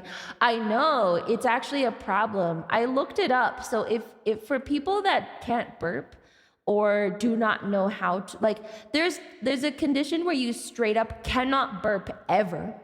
And that's an issue and not very good. But then I think there's probably a range of people that are just not burpers in general and don't really do that. And so you can actually inject Botox into your vocal cords to like release some of the tension on them and relax them a little bit, or to like kind of have them be, because it's kind of a muscle, right? Like it's a muscle that's too tight. And so you can inject Botox in there to like kind of fix that so you can burp easier. But then I feel like it would affect my singing, so I don't want to do it. Can't you just Laxvox instead of Botox? What's Laxvox? Yeah, so I can't. That's probably why my voice is also high, because my vocal cords are just tighter and have always been. So rather drastic measure just to burp. No, it's a huge issue. If you cannot burp at all, then you just get super bloated. Like air is supposed to be able to come up when you're really bloated. Like if you're really bloated, imagine you can't release any of that and it's just stuck there. It's very uncomfortable. And I have that sometimes because I can't burp. And so it is kind of uncomfortable. It's like really slow release. And so some people will get the Botox and it's pretty bad. I've heard that chickens can die if they get too gassy and can't burp. Yeah, if you can't burp, it's actually a problem. Laxvox is a relaxed technique. Blowing in a tube that you hold underwater. Used to get that for overusing my voice at work.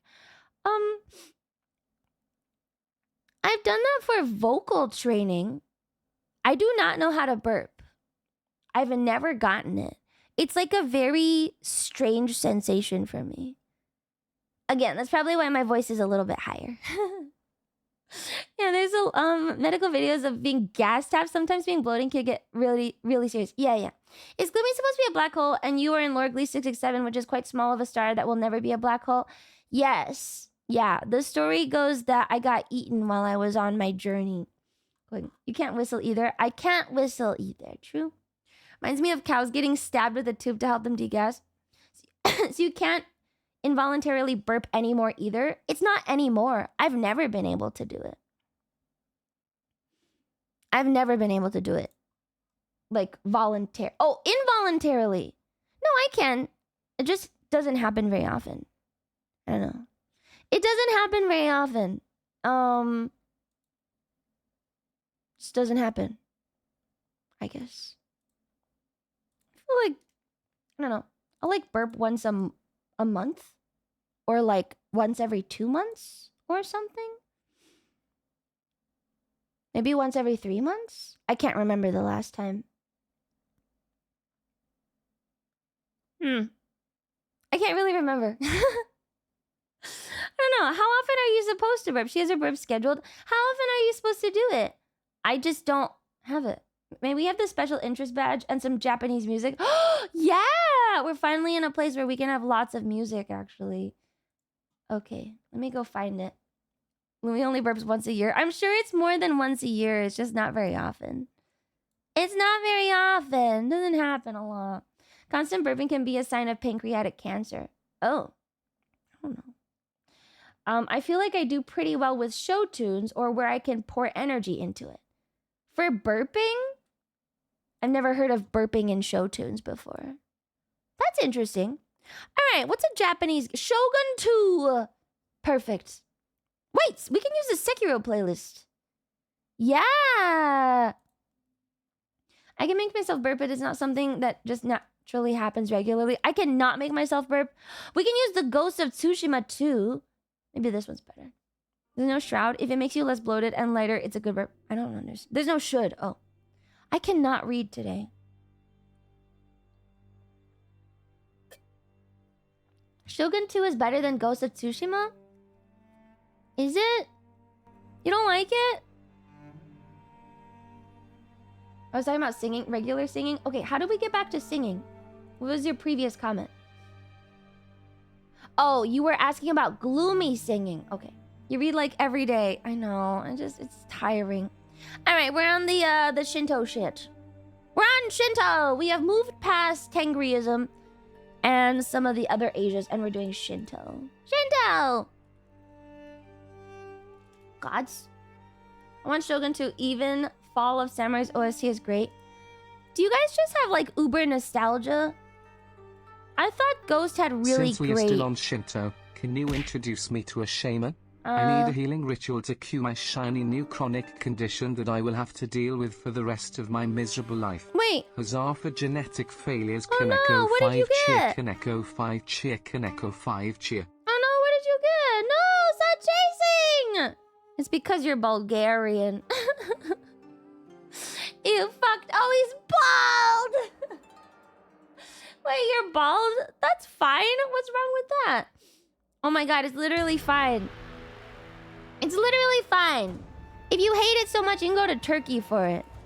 It's fine. The skin thing, I think. Oh. Oh, you're not bald.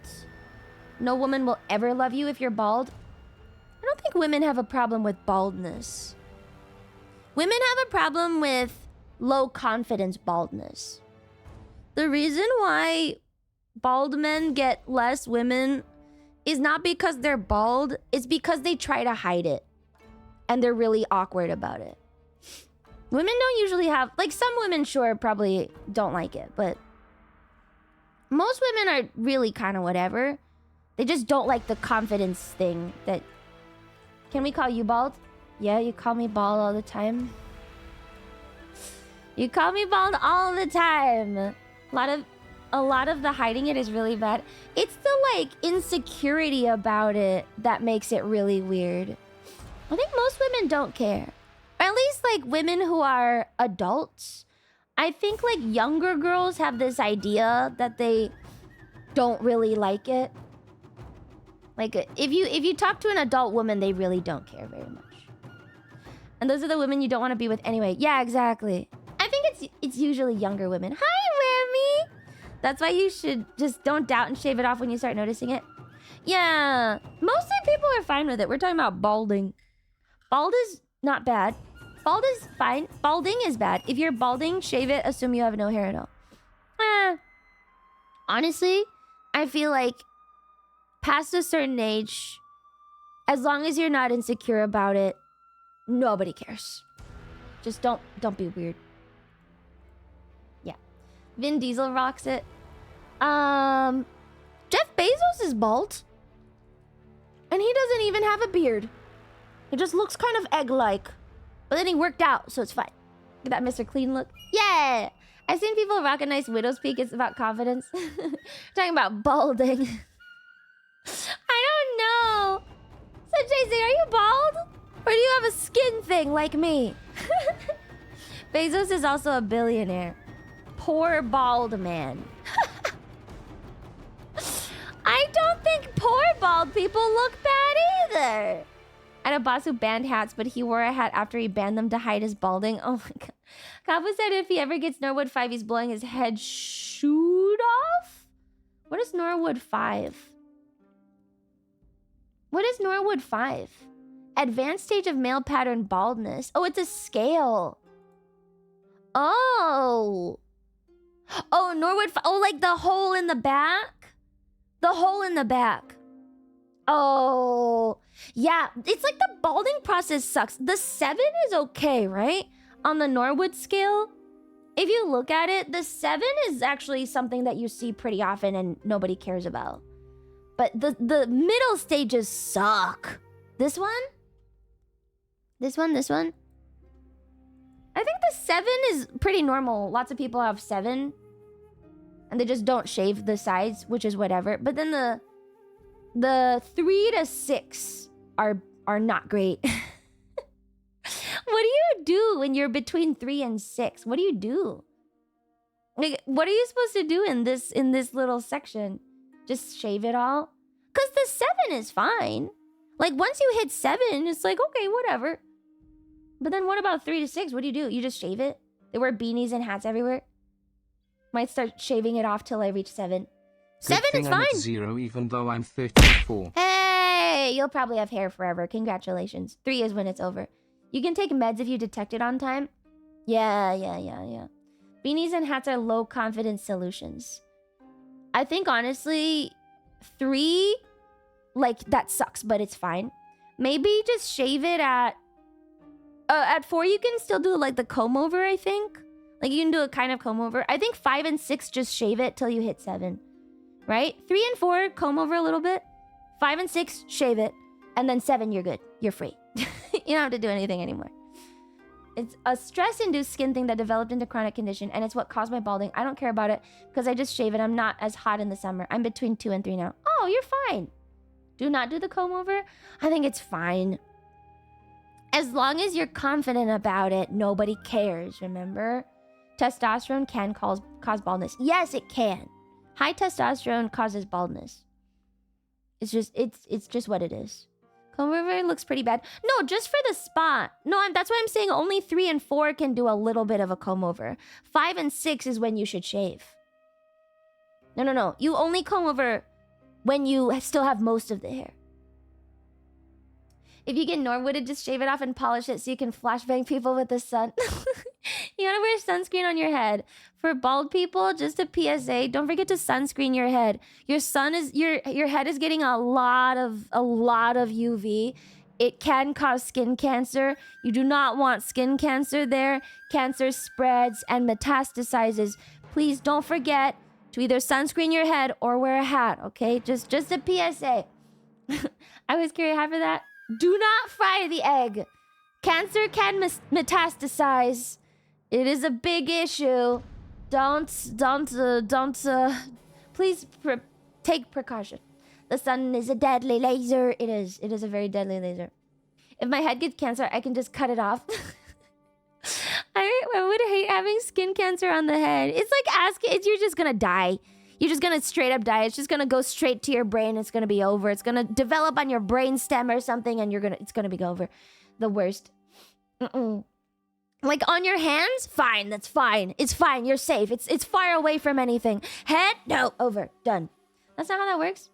Yeah, metastasizing is like more down bloodstream, I think. It's not fine anywhere.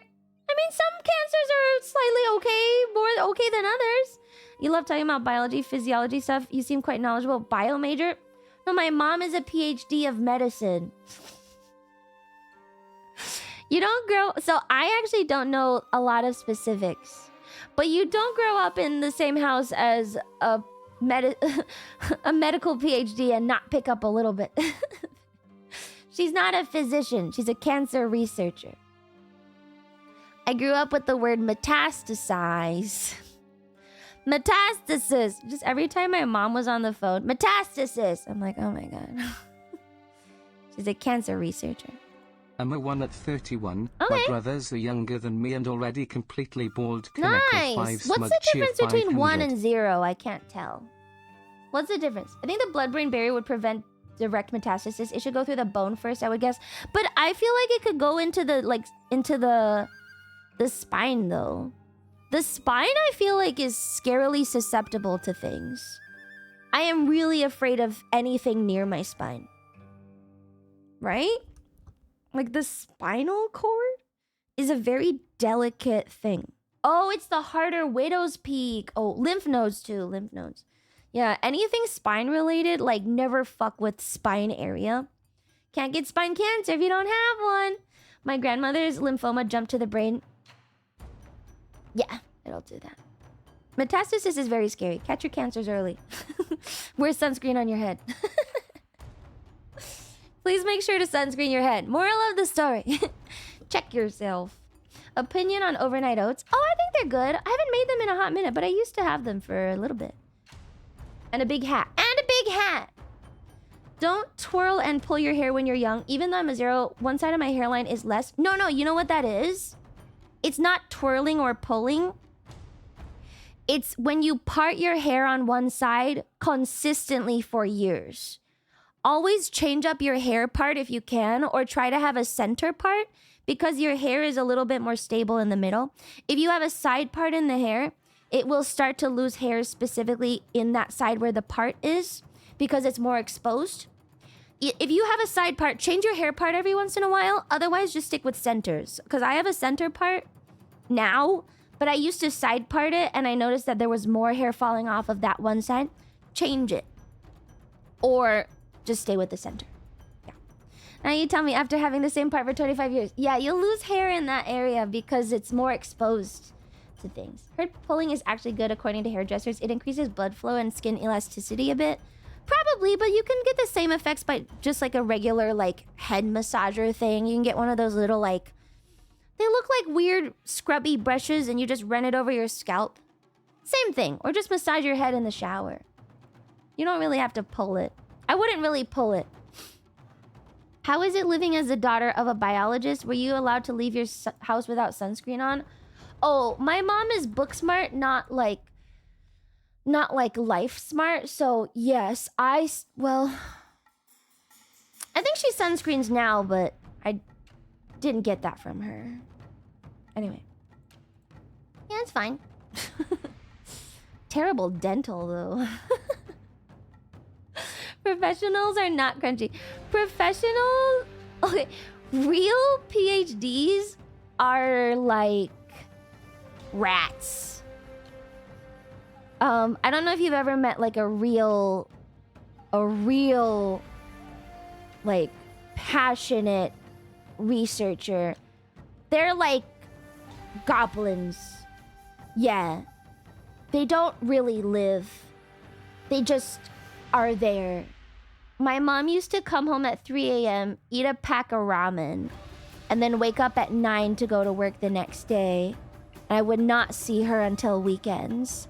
And when she was younger, she would travel weekly. It was like 1 or 2 trips per month because the National Institute of Health does a lot of conferences. So a lot of NIH stuff. Yeah. So like real, like the real passionate type researcher is not a normal person. They don't exist in the same way as you and I. They're like a like a strange, just weird. I don't know. I bet your mom had some love affairs at the lab. Epion, you disgusting piece of shit. I feel like my mom is aromantic. I don't know if she understands romance. She's like straight up asexual or something. I don't know. She doesn't really do romance. She has never done romance. I really don't think she understands or has any concept of that. Please let that be the reason to ban him. I don't know why he's so weird, man. And yet you exist. Well, my parents really like kids, but they're like the least romantic people I've ever met in my entire life. They like operate purely as like friend partnership. They're just not romantic people. I guess it makes sense why I turned out the way I did. My mom's asexual. She used to be a lesbian. That was after she was hetero. Is your dad also PhD? No, he's an engineer. He wanted to be, though. He wanted to be. Epion, I'm gonna be real with you. You saying retarded shit is making your grooming Lumi tech not work. Is he trying to groom? Is he trying to groom me? Friend partnership can't be that bad. No. It's an okay friend partnership. I think for some people that's fine. Is he trying to groom me? He's not very good at it. It's like really bad. Probably one of the worst. Really terrible. He's trying to get reactions? Maybe. Can you groom someone older than you? I don't know. It's writing essays in offline chat. I don't think he does that anymore. He doesn't do that anymore, does he? No. Does he still do that? Okay, apparently there's a Koto Ama Tsukami. Didn't you say they sent each other letters for 7 years or something? Just because they're autistic doesn't mean that's not the most romantic thing ever. It sounds romantic. It does. But I feel like if I ever read the contents of the letters, it would be like, today I did this. Make sure to do this. Don't forget to apply to come to the United States. That is cute. Maybe. They're not like daters, though. They don't date each other. They're not... They don't have romantic notions. You know, in the traditional way. The content doesn't matter. Yeah, I mean, they obviously like work well together and there's like love there, but probably not in the same way that like I don't know, just convenience alone can be nice. They're best friends. They were best friends growing up. They keep in contact while the regime was trying to kill them and reunited in a land where they could finally be together. The fuck you mean not romantic? No, they only wanted to get out because it was because they're ambitious. I had an unfortunate discovery of my parents' letters and took a peek. Oh, I'm gonna go find mine. I'm gonna go find my parents' letters now.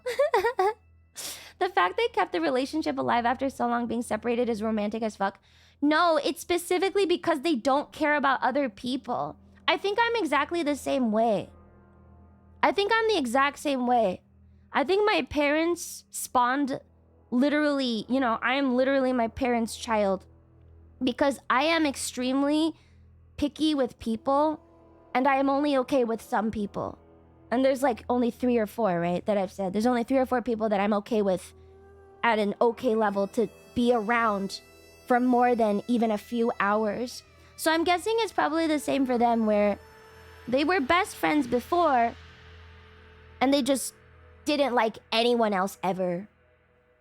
Pretty much. I think, unfortunately, Starbro may also be like that. I think that it's just a family of extreme introversion, and none of us are okay with anyone else. It's like I can only be with like Dizzy.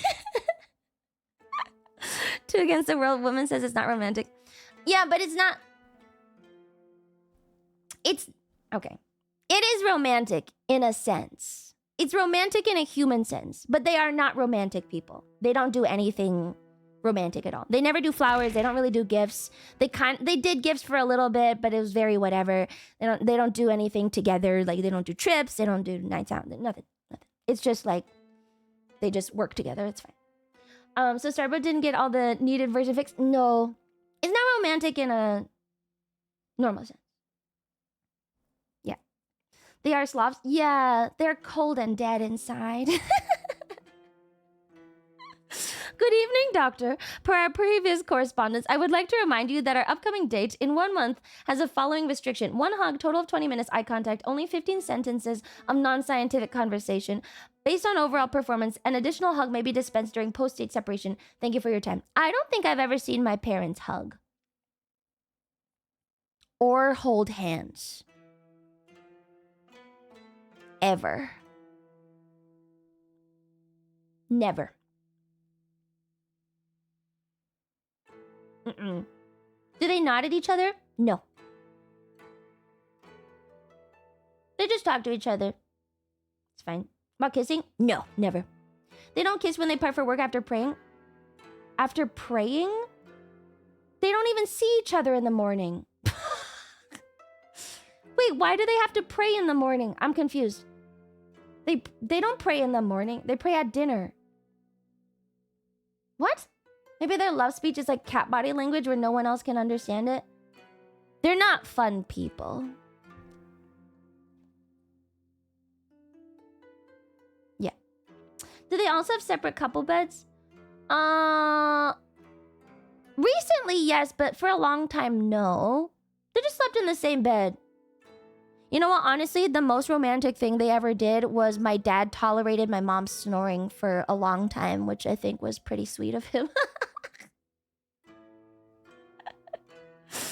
parents pray when they're about to leave for work in the morning? Oh, I don't think my parents even talk to each other. My dad gets up at 5 and my mom gets up at 9, so they like don't even interact. Like my dad will just leave and then later my mom will leave and then they'll just see each other at dinner and then they'll go to sleep. Yeah. What's a good, eventful, fun day for them? Sitting in the same room reading silently? My mom likes to sit in her own room and knit or work on projects for fun, like creative projects. She likes to sew and stuff or do her like writing or paint. And my dad likes to go to the gym.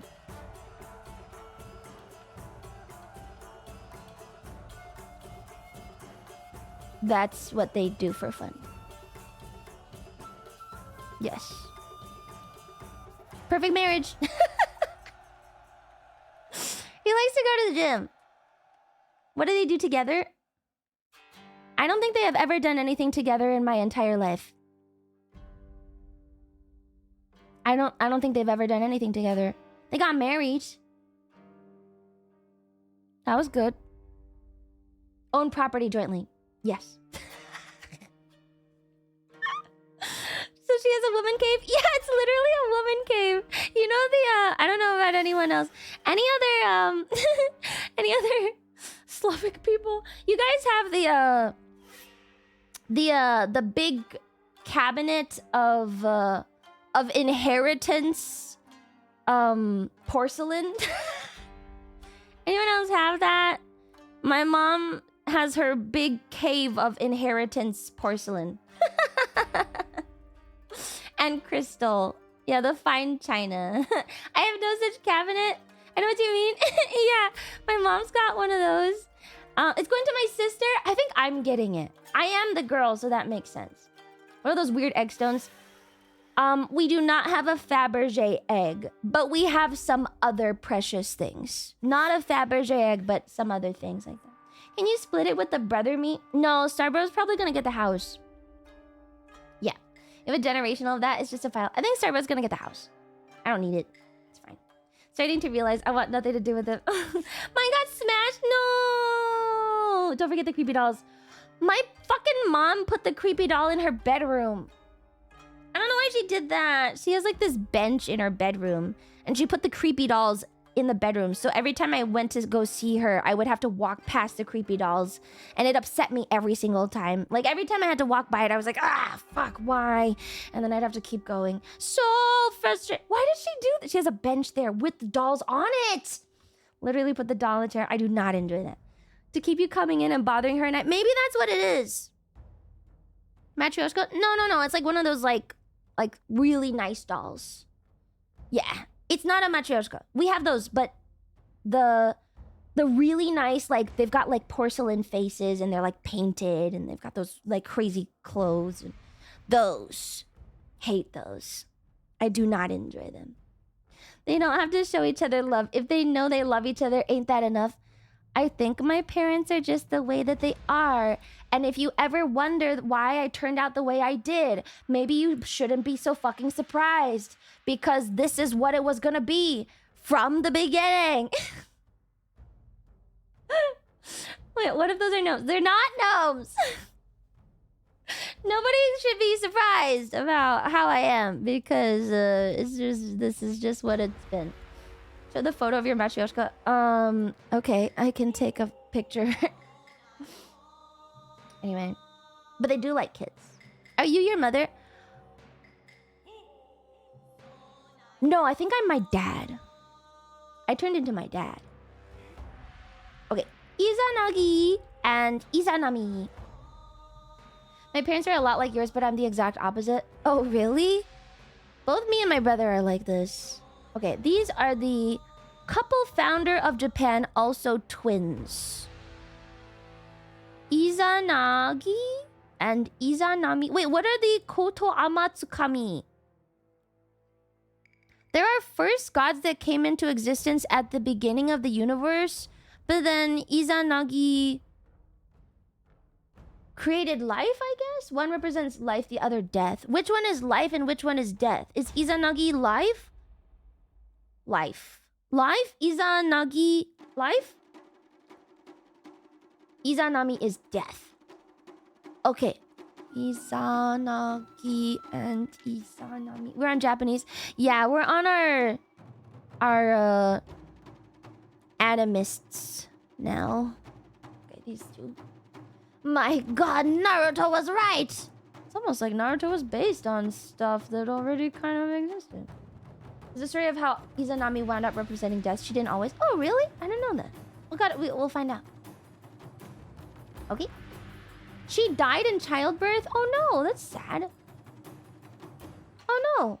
Okay, Izanami. Just gotta move that. There we go. Primordials. I think they were the 7th generation of Primordial, and they act out the creation myth. Okay, so there's actually... So Amaterasu isn't even a Primordial? Ame no mina kanushi. Takami musubi. Kami musubi. And also... Uma shia shika biho koji. That's too many words. It's also King of Fighters and BlazBlue that borrow heavily from the Orochi myth. I think there's quite a few that probably do. Okay. Ame no Minakushi. Lord of the August Center of Heaven. The first deity that manifested... Okay. I guess. Okay. This guy is a regular ass drawing of a dude. I mean, Japanese media is based off Japanese myth. I never could have seen this coming. So shocking. Alright, this guy. I didn't know about the original ones. Ame no Mina Kanushi. There are other primordials, but they aren't really important. We'll just do 3, whatever. Kanushi. Okay. They are just... They don't do anything, though. They just kind of hang out.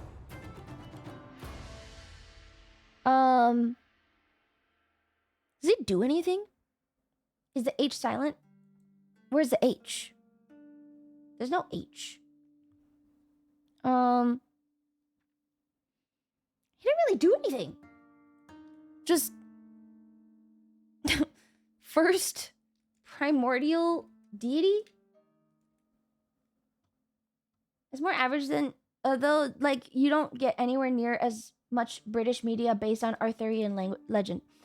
I wonder why, actually, now that I think about it. Yeah. Huh. Why isn't there more, like... Well, I don't know if that's... Deity. I spelled it wrong. Oops. Sorry. Deity. Why is there less British legends passed on? We used to get a lot. Huh. They got tired of the whole guy becomes king thing. Maybe that is what it is. Maybe they just got bored. Alright, this one is Takami Musubi. And he is another guy. They just are dudes. Maybe the Japanese like themselves more than the Brits themselves. Maybe it's like related to isolationism. Maybe because Japan was isolated for so long, they had to focus more on their own stuff. Is that possible? Takami Musubi. I can't spell. Brits just got invaded a shit ton of times. Did they? Didn't the British Isles... Didn't the UK famously never have a successful... Okay, are we saying Brits or are we saying, like, Anglos? Don't... Really? I don't think that... When were the Brits conquered? They invade each other. But after they became British, I don't know if you can say... Not everyone could read. But then they were not British. You can't butcher an entire elite twice in 400 years and expect shit to last. Saxons invaded after Rome, Normans after the Saxons. But those are not. But those are not. But those are not Brits. Okay, you're confusing me because you're using the word Brit. But after they became Brit, they have not been invaded. Right? Or am I dumb? You can't use the word then. Then you have to say the previous people groups. What the fuck are you on about? You can't say that the British were invaded because the British were not invaded. The previous people were invaded. Didn't we say British Isles? No, most people kept saying Brit. Can we define Brit then? You're saying Brit, but I'm interpreting that as British. That's the standard abbreviation of British. Let's say like the people before were, then we can say Anglos. The Anglos were that, but I said that too. I was like, do you mean the Anglos were invaded? Or the Angles? British Britain on Breton is a whole nother topic. The British Isles is a single political entity, is fairly recent. Like then the Anglos were invaded. The British were never invaded. Brit is a modern term for people in the UK and English Scottish unions. Celtic Britons are pre-Anglo invasions. Breton's not the same with British. Yeah, but then I think let's type out Breton because Brit is a commonly accepted abbreviation of British. Right? British people don't exist because they are all immigrants. Okay, let's not do that. We don't care about that. But you know, they have not been invaded since they united. So, yeah. Okay, go back to the previous point. Celtic. Every time, I always think it's the opposite one. Thank you. Okay, Celtic. The British are not a tribe or ethnic. Okay, now redefine your point, but use the appropriate people group moniker, because otherwise it's a little bit confusing. Thank you, Kami Musubi. Welsh Druids. The Bretons come from Brittany in France, though. Yeah, and the Irish came up from the land of Jesus. So, what is... Go back and say the other points. This one is... This is a god of creation, apparently. Apparently he is. Kami Musubi. Creation god.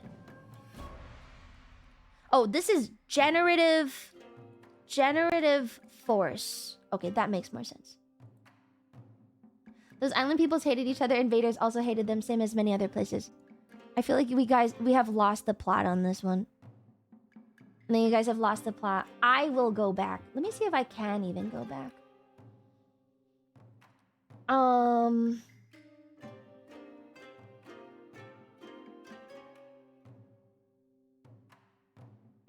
Ultra Gunner said Brits got invaded a ton of times. Japan is kind of syncretic. The Brits were conquered by outsiders several times, so that's likely why. That one's Belvedo. British Isles literally invade each other. Okay, so 3 different people said Brits. So we were talking about how the Brits currently do not use their mythology as much as the Japanese do in their media. And the reason why was because maybe they got invaded so many times. You want to talk about modern Britain being invaded? Then the Channel Islands were occupied by the Germans during World War II. No, we are not talking about that. We are talking about the use of British Isles, historical mythology, including Anglo-Saxon, Nords, and whatever else, in modern media. Is because they are Christian for thousands of years? I don't think a lot of the stories conflict with being Christian. Oh, but they were... Actually, no, it does, maybe. Christianity, Japan was very close to other religions for a long time. Maybe they just didn't want to have any sort of, like, random shit that wasn't church-related. Maybe? What do you call the King Arthur obsession? I don't think they have a King Arthur obsession. I think the King Arthur stuff is pretty light. When's the last time you really heard about King Arthur? Like a couple things and that's it. It's not that common of a thing. What's the religion in Japan? Japan is probably Buddhist with some Shinto.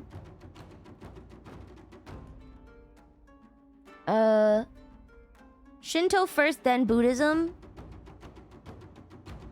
But similar amounts of followers. It's 83 million Shinto, 81 million Buddhist. And then other religions, less than 3%. Faye fans talk more about Arthur than the Brits. Yeah, I don't really think the Brits care about Arthur that much.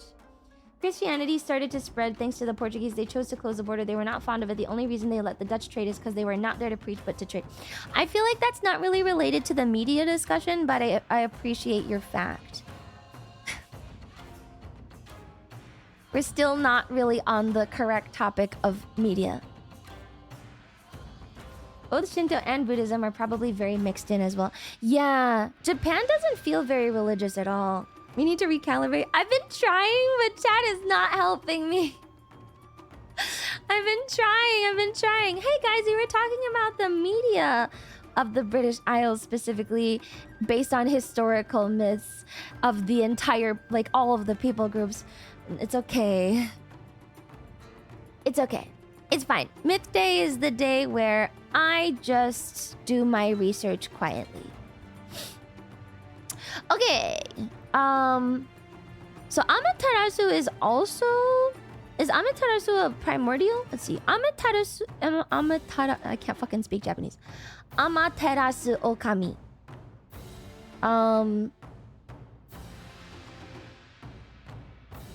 Does she just show up as well? No. She is a daughter of Izanagi. Okay, Izanagi... Let's see, children of Izanagi. Amaterasu, Tsukuyomi, and Susanoo. Okay, so those guys are married, and then there's also Tsukuyomi. Tsukuyomi, the moon goddess? Yeah. Okay. Do I need to include the full names, or can I just go with the abbreviated names? Because the real names are really long. Like Amaterasu Okami, Tsukuyomi no Mikoto. So long. Full name, it's not gonna fit. It doesn't fit in the thing. It takes up way too much space. I feel like you're only saying full name to be difficult. Everyone knows who Tsukuyomi is. Full? Why are you saying that? No, you're only doing that to make it difficult. I'm not doing it. Forget it. Never mind. It's just a suffix anyway. It's a suffix. It's only a suffix. Japanese characters, but we would not be able to read. Kagutsuchi comes first. I don't know. Kagutsuchi. Oh, homusubi. Oh. Wait, yeah. Let's see. Izanami. Children. Okami is a suffix. No Mikoto is also a suffix. Okay, they birthed the islands of Japan too. Can I get like their actual cosmogony? A lot of these names just make me keep thinking of the anime. That's okay. You've probably watched anime your whole life, and it's impossible to separate. Amaterasu is a daughter of Izanami and Izanagi. Her siblings are Tsukuyomi and Susanoo, as well as the isles themselves. They are all children of Izanami, ruler of the Japanese Halyomichia 500.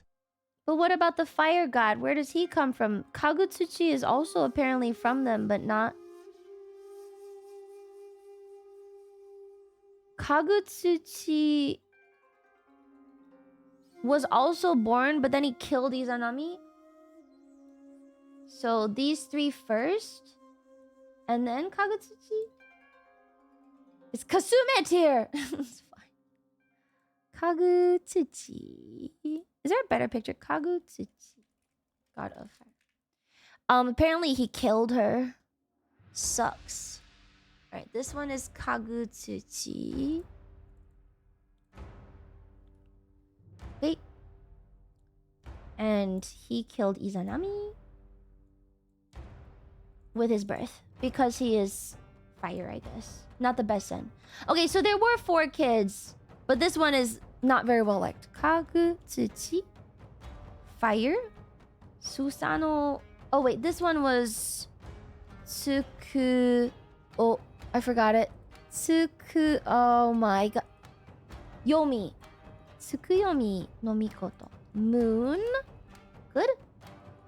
Storms. Sun. If you think about it, the Ainu people of Japan look pretty different from the rest of Asians. So maybe that's what he is. Oh, they also like to do that like big puffball head thing. That was like in plays, I believe. I'm told they were black. No, they were like darker, but not. No, they weren't black. Okay, I think I got it. And then the islands. 8 major islands. They're completely different people. Yeah, they're very different people.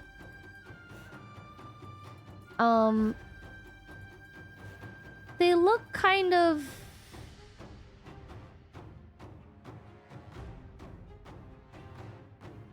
I don't know, hard to describe. Have you read Golden Kamuy? No. They look like... I was gonna say they look Inuit, but they also look a little bit more... They don't look full Inuit either. It's like a mix of things, probably. Just different. Hard to describe. Closer to people from Siberia. I don't know. Because even Inuits don't do the full beard thing. But the Ainu people had full beards. Which is where it gets kind of weird, I think. Right? I think Inuits don't really go full beard. The Ainu are, like, hairy. Most Asians in that area don't really have any facial hair, but they did. Hearing there was a Japanese merchant boat that crashed somewhere near Africa, and there's a tribe with Japanese blood. Oh, maybe. Sure. Probably. Who knows? Strange. I don't know.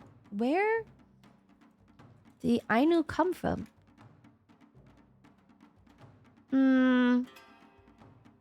Oh, they did come down from Siberia. Oh, they did. They did come down from Siberia. Genetically, they're very unique. Yeah, they're kind of hard to describe. Cause like Eastern Russia is also more like Inuit Asian. So like the beard thing is really weird, I think. Like pretty singular. You know? Look up if you want to know what happens to Kagetsuchi. We'll get there, we'll get there. We're like very distracted today. Thankfully. They are Turkic. Are they? Oh, they are! No.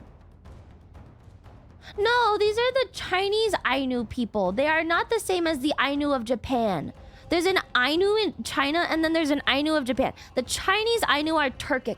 The Ainu of Japan are very different and a singular group. Not the same. No. Not the same. You read that wrong. They aren't Turkic. They are not Turkic. Not Turkic. Are they Turkic? Not Turkic. Some of them are. But a different one. Ainu China. Ainu Japan. Slightly different. I didn't know that there was a Chinese Ainu group either. Interesting. Alright, let me see. There's more kids, I think. Okay, let me just get all the gods first and then we can do this. What about Kuni no Toko Tachi? What is a Hitorigami? He was by himself, first generation of the Kamiyo Nanayo? First of 2 gods according to the Kojiki, or the first of 3 gods. What is this?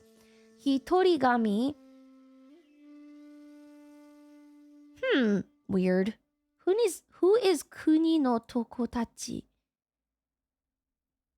What is this? Okuni Nushi is the only other important one I can think of. I have never heard of this one. Kuni no Toko... I can't even remember the name. Tokotachi. The heck? Hitorigami is from Naruto. A primordial, often genderless Shinto deity representing the foundation of the land. Okay, I'll just add him. I don't know. We might as well. Just kind of exists off to the side, maybe? A lonely god? A lone god, not lonely. Kuni no toko tachi. Hitori just means alone, not lonely. You should make these distinctions more in modern day words. Maybe we should just change the word lonely so it doesn't sound like alone or something. Because I'm tired of people confusing them. Hitori just means one person, not lonely. Okay. Kuni no tokotachi. Just a land god? Land. He has no relation to Izanami and Izanagi. Yeah, he just kind of exists. Just sprang up, I guess. Okay. This one? Lonesome? No, it just means one. Hitori. If you go to a restaurant in Japan and you're by yourself, you just say Hitori. It's just me. Or it also means just one, straight up. Like if you ask for one piece of chicken. Hitori. Like Botsi. Single Pringle ready to mingle. If you ask for one piece of chicken, you ask for just one. Hitori. Koneko. There were also Kaguya Otsutsuki, ancient goddess of illusions and traveler across the worlds. Alright, we're on primordials. I'll get there. Are there any other of these? Are there any other of these? What about Ame no Uzume? The goddess of dawn? Ame no Uzume? Who is she related to? Did she just kind of show up as well?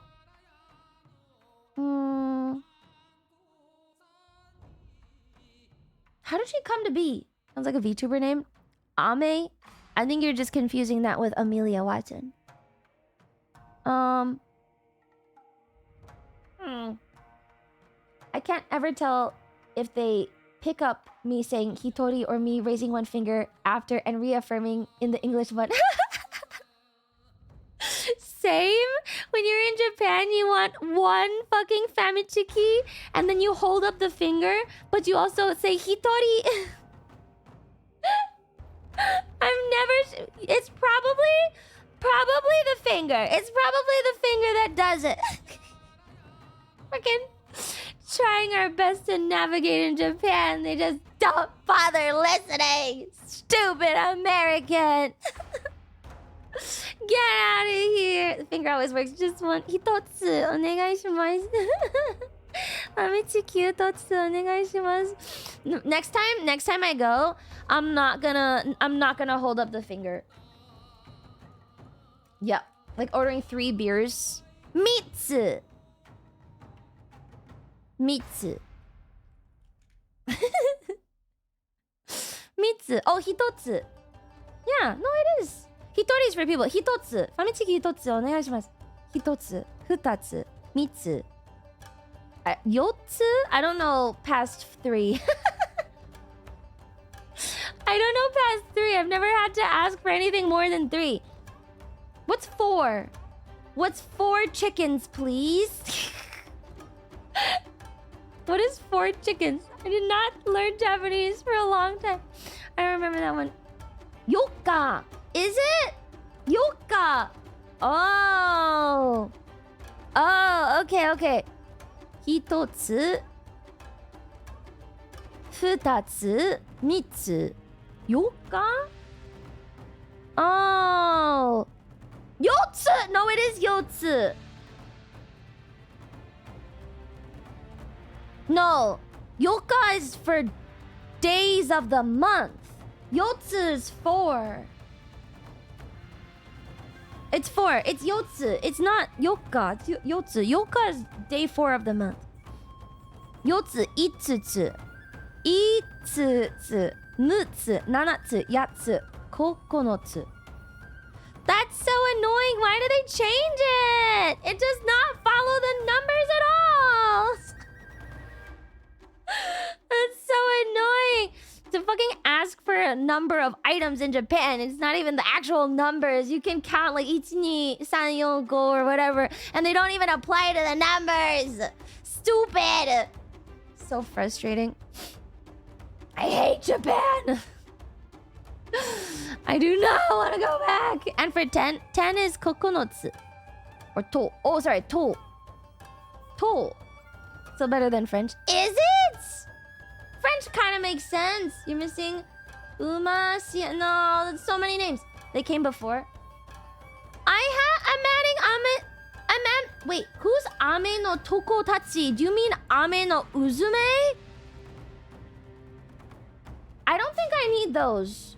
Wait, are you reading the Wikipedia? Are you reading the Wikipedia, Einchris? Because I'm on the Wikipedia too. And Umasia Sika Bihi Koji doesn't seem to matter very much. So I decided not to add them because they don't even have pictures or descriptions. So I'm not adding them. Yeah, I can tell that you're reading the Wikipedia. We are allowed to make executive decisions on what we add or don't add. And I think if something doesn't seem to matter all that much, it does not have to go in. Thank you for also reading the Wikipedia. I am doing it too. Hi, OCBM. We're on Japan. I'm only reading the Wikipedia when I don't know something. That's why I'm doing the same thing. But that's why I must also make executive decisions. French past 50 brings in math for whatever reason. No, not ni hao. It's konnichiwa. You got a konnichiwa. Okay, so we're skipping those. And then we have Izanagi, Izanami, Kuni no Tokotachi. I don't... if they don't have a page, I'm not adding them. And then we have Amaterasu. These are the children of these guys. Let me just draw the line. So this one is actually red. Yeah, red line. And they are also married. And also siblings. Married and also siblings. That's fine. It's okay. And then, this goes here. Okay. Good. Japan loves its incest. Let's just ignore that every single mythos had siblings marry each other and say specifically that Japan loves incest because we are ignorant of literally everything else in the entire universe that came before and after having the exact same principles. But no, it's okay. Japan loves incest. You're right. It's specifically Japan, nowhere else that does it. Yep. There are no relations. Just literally every single mythos throughout literally all of history. But no. Only Japan. You're right. Why do lots of them have incest? Because there weren't that many people back then. What do you mean? Lumi, how come they had incest back then? There were not that many people. I don't think it's that complicated. They didn't have very many people to even do stuff with. That's just what it is. That's all they had. They're like, well, there's only 2 of us. Fuck it, I guess. Also, bloodline purity and all that just... Even the Bible is incest. There aren't that many people. There's 10 people in this immediate village. Unless you want to walk 2 hours to the next one by the river. Fuck it. It's too far. And my feet get cut up. They didn't even know about defects until the Habsburgs. What is the first recorded instance of incestuous defects? First recorded instance of birth defects due to... Because I'm sure... Let's see. Oh, I guess Egypt. Oh, duh. Egypt. Yeah. Even... I'm pretty sure the reason why Cleopatra was so astounding was because everyone else was inbred. Isn't that one of the things, OCBM? OCBM's here now, I can ask the question. Isn't that one of the reasons why they loved Cleopatra so much? Was because somehow... What? She was inbred, no? Yeah, but she was first fight over a mid in recorded history. Isn't that what it is? That she was still competent and her brain worked and everyone else was retarded? They were Greeks, they knew. Oh. Let the record show I'm here. Hi, Bingo! They loved her because she spoke a bunch of languages so she could speak to the everyman. Well, she had a brain that worked. She was well-versed in politics and was entertaining, learned, vaguely attractive. Okay, first recorded incest, I guess. Yeah, we'll probably just guess Egypt then. Human incest. Human incest. Didn't they CT scan Tutankhamun and find out he was a medical disaster due to inbreeding? Which Tutankhamun? Which one? First major global human explosion in numbers was with sanitized medical gear, 1800s that is. She was also Greek. Yes, she was. Yeah, she had red hair or something. Look up inbreeding depression. That's the evolutionary genetics phenomena you're talking about. Is it? Inbreeding depression? Reduced biological... Oh. No, I just want to know the first recorded thing. Charles Darwin was one of the first scientists to demonstrate the effects of inbreeding depression through numerous experiments on plants. Darwin's wife, Emma, was his first cousin. He was concerned about the impact of breeding on his 10 children, 3 of whom died at age 10 or younger. 3 others had childless long-term marriages.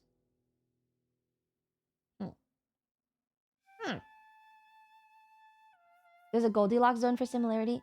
Yeah. That's why you can't marry first cousins, but you can marry second cousins.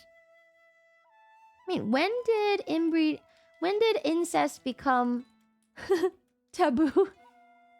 Historically? This is an awful question to ask the internet.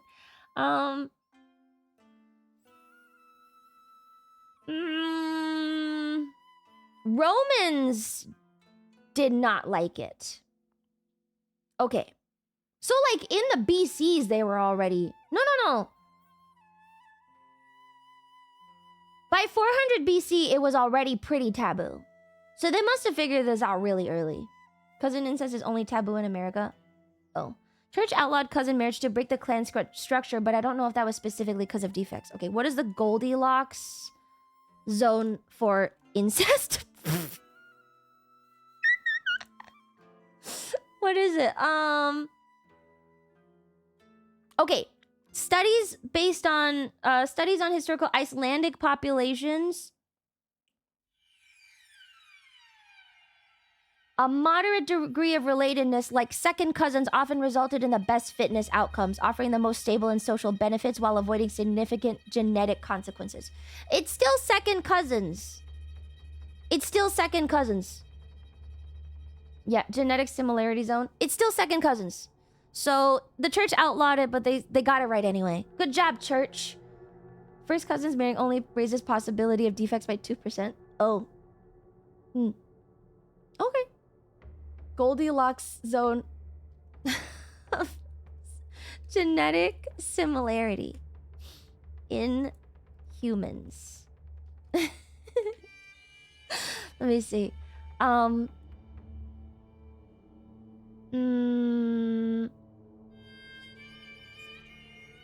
don't know. I don't know how to define it. Was not on my bingo for today. Well, now I'm just curious. Now I want to know. The bottleneck effect? What is the bottleneck effect? Incest does not cause new genetic mutations. Rather, it increases the likelihood that pre-existing recessive genetic defects will be expressed. Second off, you were talking about genetic lore. About Japan lore. Genetic lore? Japan lore? Sorry, I got sidetracked by someone asking me why everyone had incest at the beginning.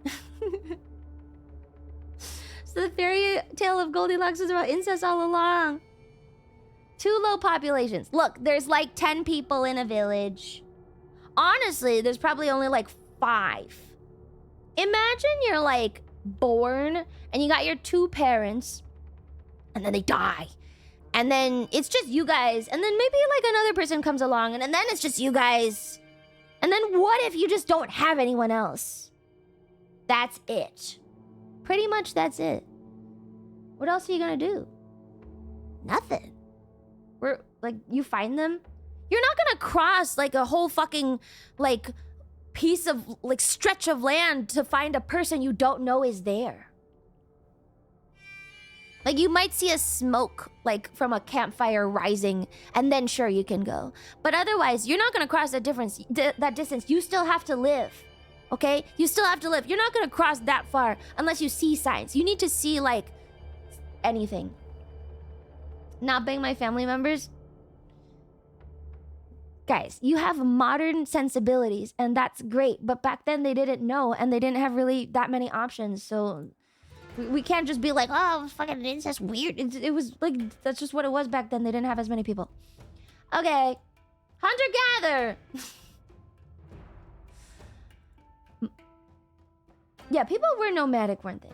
Honestly, if you were following a herd of animals, this only counts for some areas, but like, if you were following a herd of like wildebeest in Africa 4,000 years ago, what are the chances that you wouldn't happen across another person following the same herd of wildebeest?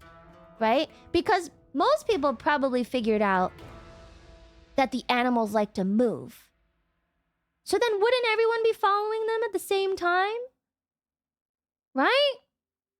I wonder what lion patterns look like. Well, one of us has to change because we're not fucking the same wildebeest. 4,000 years is not that long ago. It was a long time ago. Yeah, that's a +2. If you want to see a cool example of battling genetic inbreeding depression, you can read about it in the Florida Panther story. Oh, if there had to be a rule, you'd think there'd be a problem to patch. Just like every bit of health and safety has a story behind it. 4,000 years ago, people were already farming. 6,000 years ago. 6,000 then. 6,000. 6,000 years ago? 6,000 years ago. I wonder what lion patterns look like. Lion pack patterns during migration season. I'm so curious now. You ever, because like the lions must follow the same things as well, right? Don't the lions follow, like, I did some, like, everyone does, like, animal reports in middle school or whatever to figure out where all the animals go during, like, migration patterns. I'm sure the lion packs must have to, like, be placed very specifically far enough away from each other that they don't compete with each other, but still are able to follow the same groups of animals, right? They change up prey depending on availability. Oh, lions don't really move. Lions are not, they don't follow their prey. They just kind of stay there and eat different things. What is this?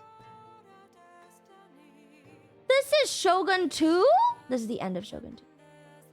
We've had settlement types of civilizations for 10,000 years. Okay, what about lions? Now I want to know about lions. They're kind of lazy. Lions don't move? Here is a lion chart. I don't know. Let's see. This is a lion chart of migration from Chad, the country.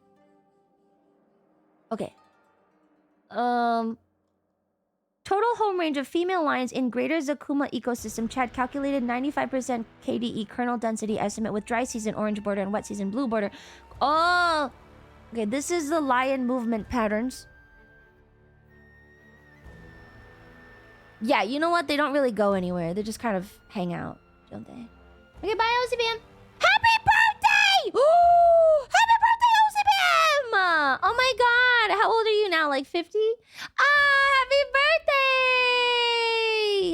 Happy birthday, OCBM! Yay! Fuck you, man. Fuck you! Thank you for the good joke. Hey! These later midstreams have been heavily distracted. They're saving me from a lot of stress, okay? I'm getting stressed. Happy birthday!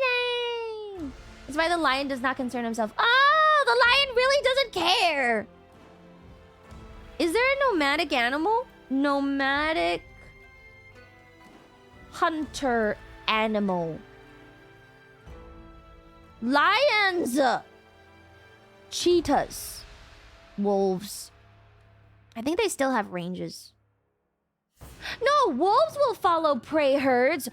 Wolf pack migration movement map. Oh, they're still kind of regional. Wait, here's a picture. Ah, I lost my tab. That's my tab. Doing the lion's share of work means you slack and get your wives to do it. These are wolf pack movements in the Greater Voyagers ecosystem. They do move a lot. Oh, wolf fact. I think bears can travel a lot too. Killer whales travel a lot, but they are kind of more intelligent, so I feel like that's a bad comparison point to make. Okay, wolves move a good amount. Wolves. Apparently they follow.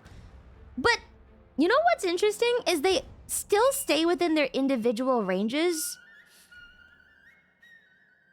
compared to like, what does this have to do with Amaterasu? Oh, nothing. 1 second. Let me go find the wildebeest migration pattern. Ethnic border. Kind of is.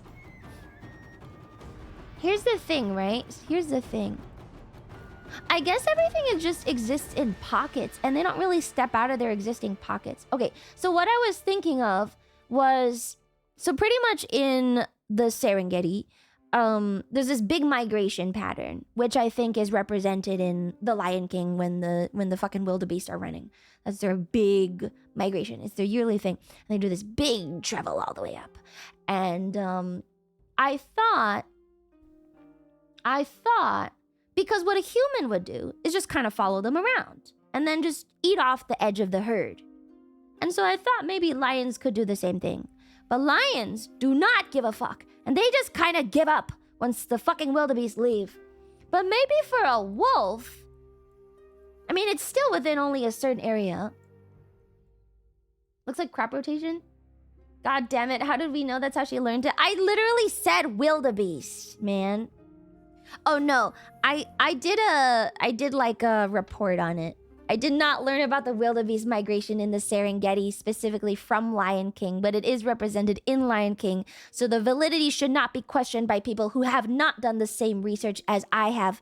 I have done the research on the wildebeest migration pattern, but if you have not done the research on the wildebeest migration pattern, you can just reference Lion King because it is represented. That's all I'm saying. I didn't learn from Lion King, but it's there. Anyway, how many weeks does it take for you to recover from a sprained ankle? I don't know, 1.5, 2? Hyenas I don't think move either. I don't know. Anyway, you would imagine that while they're moving across the Serengeti, that multiple packs of lions could just stalk them at the same time. I would love to see like a graphed version. I don't know if it's possible because maybe no other animals have ever done the same thing. But imagine like a human were to do this. Okay, 1 second. Hi, Kanashi Wolf. Thank you for 32 months. Imagine if like there were human tribes on it. Let me use blue so you can really tell.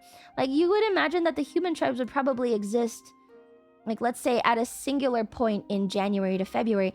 Like maybe the human tribes exist kind of like here. Let me save it. Maybe they exist like here on the edge of the migration pattern. Like maybe one of them is a little bit further out. But then you would imagine that maybe because they are tracking these people, they have some level of proximity to each other and they could interact. I mean, actually, in like Scandinavia, didn't they have like big kind of like, they did that actually? Can I get a map of that? Can I get a map? Is there some sort of map of where they were based on migration patterns? Also in like Vikings, didn't Vikings have, well, Vikings were relatively stationary but raiding groups. They also had some kind of like big, what were those called? What was it called when all the Vikings got together to have their little policy meetings? What are those called? Good project for math simulation. I would love to know the optimal range for proximity to other tribes that does not allow for conflict, but does allow for inbreeding.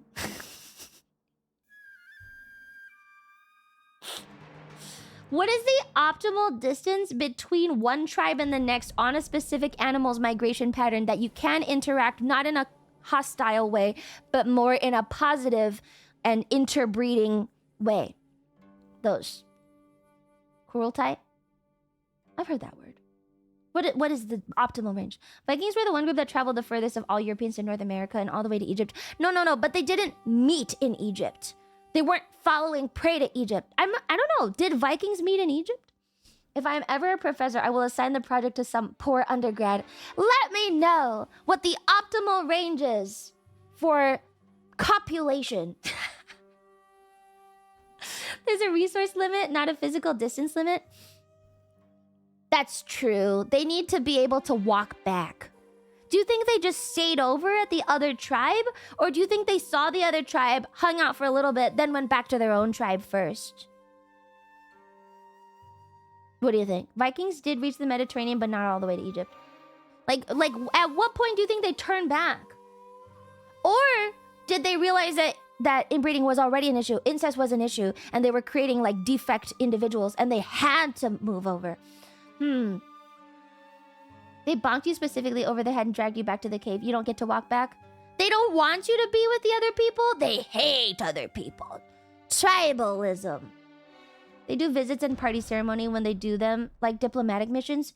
Yeah, but like imagine these 3 groups of people are just traveling with these wildebeests all year round because it's a constant food source, and all they gotta do is just kind of hang out there, and then they can pick off 1 or 2, right? So then you can imagine that they might just rotate along them, and then at any point in time, like when do they go and see the other groups? That's what I want to know. So maybe in April they're like here together. Maybe in April they're like here, and then maybe at a separate. I wish there was like a. I'm sure there's a chart. Someone must have graphed this at some point. There has to be a graph. I would be very confused if there was no graph. Maybe they meet up in June because now they're at the edge of this range of stuff. Maybe I can look for like a. I know this song. Maybe in June they're like closer together. Maybe in January they're too far apart. But then in June they all come together because all the wildebeests are close. Pastoralism and agriculture. Yeah, I want a graph. Can I get a Native American migration tribe yearly migration hunting patterns graph? Is there a chart? I want a chart. Chart! You were imagining that is what happened between the Danes, Norwegians, and Swedes? No, I'm saying it probably didn't happen to them because they had established villages. This is one! Here's one. It's very shitty. It's a shitty picture. I stop. Let's say something like that. Nomadic tribes would trade women. They probably did. Here's one. Do they do this whole migration the whole time? This is all pre-agriculture for the sake of argument. Yeah, we are pre-agriculture. We are still in the hunter-gathering period. I just want to know, at what point did they figure out that incest was bad? This is all for the sake of understanding at what point did people realize that incest was bad, and instead of being mad at the other tribe, maybe we should go and procreate with them. That's the only question here. The overarching question is, when were they forced to interact with other tribes for the sake of continued existence because the incest was getting bad? Ah! Just dropped almighty. Oh my god, it is so cold. I just dropped almighty. 1 second. Ooh! That might be some break. 1 second. Whoop! That's karma. Why is it karma? I'm asking a question. So wait, I'm gonna grab it. At least it was on one piece. Ugh! Unsweetened tea, thank God. What did you spill now? I spilled the rest of my tea. I should have seen it coming. I didn't spill.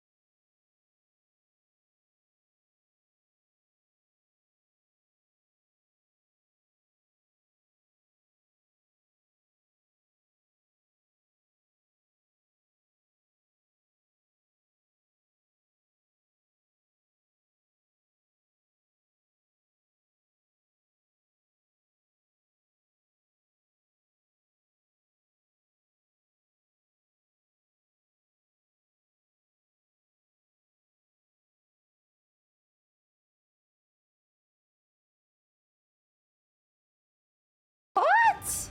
Wait. Oh, it's fixed now. What the fuck? How did the audio break? How did even audio break? That's crazy. I don't know how that Lumi. happens. There is a deeply rooted evolutionary mechanism at the genetic, not cultural level that prevents incest. Your dick will not work around anyone you raised from 0 to 5 or raised you from 0 to 5. Related What or the no. fuck? That's how they found out. Oh my god. Did you see what I posted about the Code of Hammurabi? No, I'm fucking wiping tea from the fucking table. No. No, I did not see.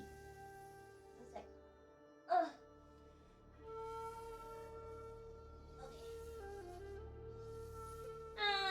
Yeah, it's not sticky. As long as it's not sticky, we don't have an issue.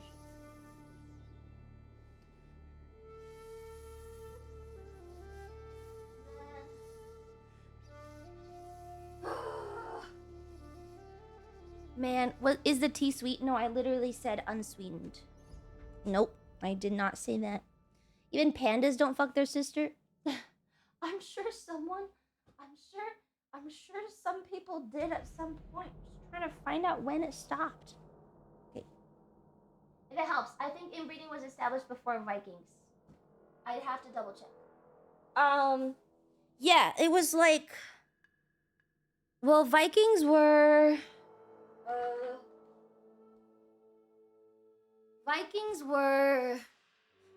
based on my records 1500 BC. Is this, what the fuck is this, BC? Yes. Yeah, 1500 BC. The Code of Hammurabi restricted incest and societies associated it with natural penalties or divine disapproval. Oh, cool. Right? Did we say 1500? I don't remember. When did Norse? No, like 5th century. No, let's say 500 BC. Let's go 500. There's some beliefs that pull from 500, but not 1500. Right? I did not change that date range. Yeah. My bad. Oh, when was the Code of Hammurabi written? Code of Hammurabi. That was 1754 BC. Ooh. I mean, at that point, they already had civilization, so I guess we shouldn't be surprised. After having created the 8 large islands and other, Izanagi and Izanami decided to give birth to other kami stones trees. Are you trying Hence to continue why the Yaoyorozu meaning Japan? 8 million gods. As Kagutsuchi was born, which killed Izanami, and subsequently Izanagi entered hell, Yomi, to bring her back. Shocked by her becoming ugly, actually a maggot-infested corpse, Ew. he fled hell with Izumi chasing him. As he left hell, he grabbed peaches from a tree He's and threw tired of them at his bullshit. pursuers. Why don't you guys These enjoy peaches my were called my tangents, Okumusum. man? I think they're fun. Why aren't you guys curious? You just get like so stuck on one thing. There's nothing wrong with tangents. What's wrong with it? All right. Incest and close-kin mating taboos existed for thousands of years in many cultures, referenced in ancient texts like the Bible, often for social, moral, or practical reasons rather than a clear understanding of genetics. People observed defects in some royal or isolated families, like in the Habsburgs, jaw deformity and health issues from generations of cousin and closer marriages. But this was not systematically linked to biological mechanisms until modern science. Oh, deeply rooted evolutionary mechanism at the genetic, not cultural level that prevents incest. Your dick will not work around anyone you raised from 0 to 5 or raised you from 0 to 5, related or no. That's how they found out. Okay. It's been a good tangent day. I was enjoying my tangent. Thank you very much. I was enjoying it. Have you considered that if people primarily doing incest were either mythological features or god kings like pharaohs, it was also a way to not enforce normal people to do it? No, that doesn't make sense. Just admit you don't want to do Japanese midstream today. That's why you're diverting, just so you can talk about what you want. Isn't the most fun thing about a rabbit hole the other rabbit holes that you find while you are going down the first one? Isn't the fun of doing the rabbit hole journey discovering the entire rabbit warren in the first place? And suddenly you have 30 tunnels to go down and not just one? I don't have the autism, guys. I love to find out the entire topic. Hi, Savvy. I just spilled a shit ton of tea on myself after a discussion about incest, and I am having an otherwise wonderful day. I hope you had a great stream. Yay! You're gonna piss off people who want to study Japan lore? Well, you know what? I was pissed off when I tried to learn about Tangriism and nobody helped me. So suffer! I did not throw my tea. Now my butt is wet. Man. My butt is... Oh, there's still tea on it. There's still tea. There's still tea. Wishing you a great What? day. It's great to catch you. Thank you. Thank you. And then I broke my sound. I don't know how that happened. I woke up this morning and one of my monitors did not work and I was freaking out. And I was like, what the fuck? Apparently it had disconnected He itself then last used a rock night. to block Hell and Izanami, and Izanagi locked eyes for the last time. Mm-hmm. Izanami said, if you behave in this way, I will strangle and kill 1,000 men of your land in one day. Izanagi replied, if you do this, I will in one day I'm wearing set my up pants backwards. 1,500 partition houses. So in one day indeed 1,000 men will die, and indeed 1,500 are going to be born. These words justified the circle of life and death in humans. Okay. Let me go back and read the other. Ow. Okay. Okay. Why are you still talking about Izanagi and Izanami? We were talking about incest. Fucking wrecked today. I am. Just put on sweats or something. Why suffer? I did. These are the sweats. Have you been down the Japanese emperor rabbit hole? Oh no, I'm not interested in people. I'm only interested in myths, which are also people. Alright, okay, we're going back. We're going back. So no more tea. No, I'm out. I'm out of tea. Fuck. Alright, but why are you giving me stories when we haven't even finished the actual god listing? Why stories when we haven't finished the god listing? I haven't finished the god listing. I still don't even know who all the people are. We gotta finish this first and then go back. It actually involves myths like Emperor Jimmu. Okay, we'll get there. We'll get there. We're not there yet. We're not there yet. Please, no skip ahead. No skip. He finished the god listing on his side. We're not there yet. We will get there. Just let me finish. Okay, let me get the rest of them. There's a bunch of these. Okay, major kami. We have Ame Tarasu, Ame no Uzume. Do we know who she is the daughter of, or do we know who she's related to, or she just kind of exists? The Dawn. She's a major figure. Bye, Socrates. Fly safe. I need to prep myself and take a shower. Okay, be safe. Have a safe trip. Okay, Ame no Uzume. Jimmu being the first. Very cool. We're not there. Very cool. Let me just finish this up and then sure we can talk about Emperor Jimmu. Just give me. Guess I'm flying now. Oh, you're not flying? Okay, I don't know, sorry. Where are you going? You're going by boat? Are you taking a car? Oh, put this back up. Here. I made a Wii build in Elden Ring and I'm enjoying myself. Awesome, Rance. I'm glad. Alright, here. Ame no Uzume. She's the goddess of the dawn. He's going by Tuk Tuk. Oh, awesome. How long is it? Oh. Alright, cool. Good. Welcome. Yes, I am making a schizo board of every myth ever. Not mythical creatures, only god myths. Because why? Because I hate myself. And it's not fun. But that's okay because I'm having a good time. And chat just likes to berate me while I do it. Yeah. Yay! Super awesome. It's fun. It's fun for who? It's not fun for me! We're almost done though. So at least I have that. All I can count on is the fact that I am almost done. Okay, Ame no Uzume just shows up one day. Can we berate you even if you don't do it? Yes, that is very common. Ame no Uzume. Parents? She does not have any parents. Okay, no parents for Ame no Uzume. Next. Fujin. Oh, the wind god. See, this is, you know what? I forgot. We don't need parents in Japanese mythology because it is an animist mythos. And so, of course, there will not be that many, like, parental ties. These are spirits of nature. Yeah.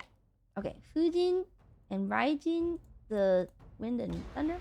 To look into Toge Oni, the manga, after this very refreshing take on ancient Nipponese deities and myths. That does sound interesting. Okay, Fujin.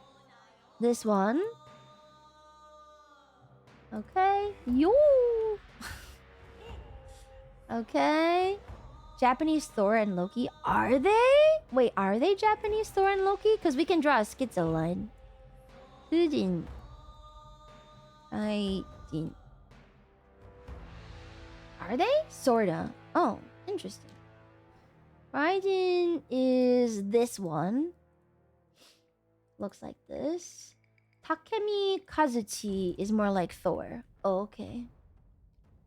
I'm just trying to look for schizo lines. I just like making them.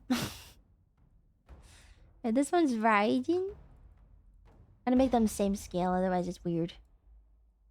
Good. And then, okay, and then, we got... Who else? We're still on major deities of Shintoism. Inari Okami. Hachiman. Who is Hachiman? Agricultural deity? Do we care about Hachiman? This one seems related to the emperors or something. I don't know if we need Hachiman. Okay, we can do Inari Okami though. Inari is a good one. Inari Okami. Rice and fertility and agriculture. We don't give a fuck about agriculture. Yes, we do give a fuck about agriculture. Fucking culture that eats rice. We're gonna include the rice god. After we had like 5 iterations of corn god, yeah, I think we have to have the rice god. I think Inari is a woman. Inari. Rice? Fertility? Agriculture. Yup, good. It's like off-center, it's fucking me up. Okay, Inari. Is there a rice cooker god? No. Nigi no Mikoto. Grandson of Amaterasu. His great-grandson was Kanyamato Iwarebiko, later known as Emperor Jimmu, the first emperor of Japan. Oh, maybe we do need this one.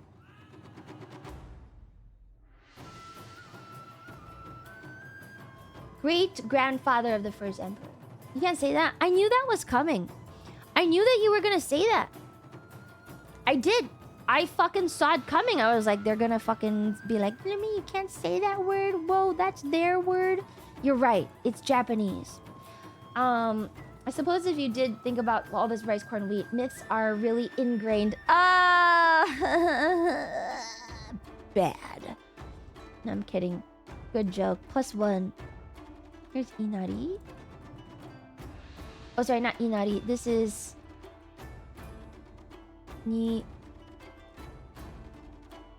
I guess? That was a +2, you bitch. Great grandson of Amaterasu. Amaterasu. I have to like spell it in my head every time. That's his name. He can go over here.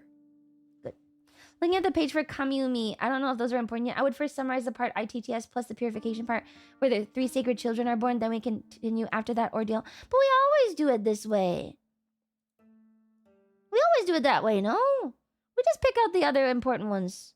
We have Tsukuyomi. What about Yatta Garasu? Toyotama Hime. Takemi Nakata. Is there a water god? Suijin. Suijin or Mizugami. Suijin. I don't know if this is a real thing. I don't really have this water one. Is there Japanese water god? Izanami, Izanagi, Amaterasu, Susano, Ame no Usume, Bisari Monten. What about Bisari Monten? Daikokuden, Jurojin, Raijin, Inari, Kano, Ryujin, Watatsumi, Okuni Nushi, Suijin. I think Suijin is right. Oh, sorry, you're right. I forgot to change this. This one is lightning.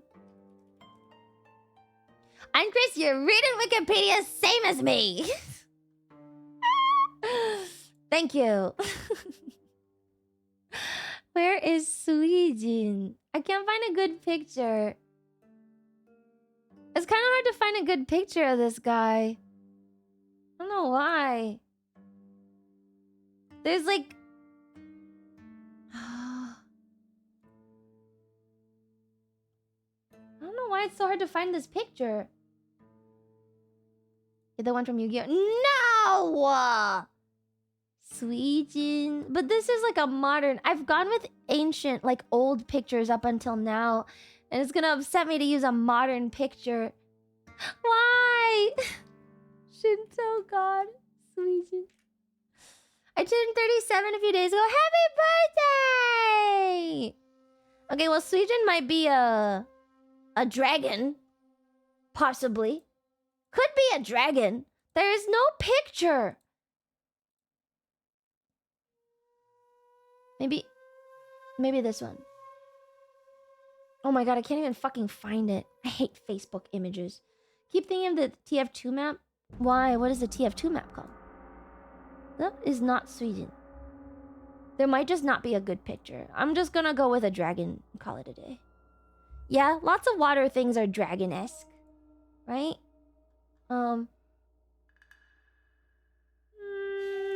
Mizugami. What if I get rid of Sweden and I just type Mizugami instead? Mizugami? I give up. Alright, it wants to use this one, so... Let me move Inari over. And then...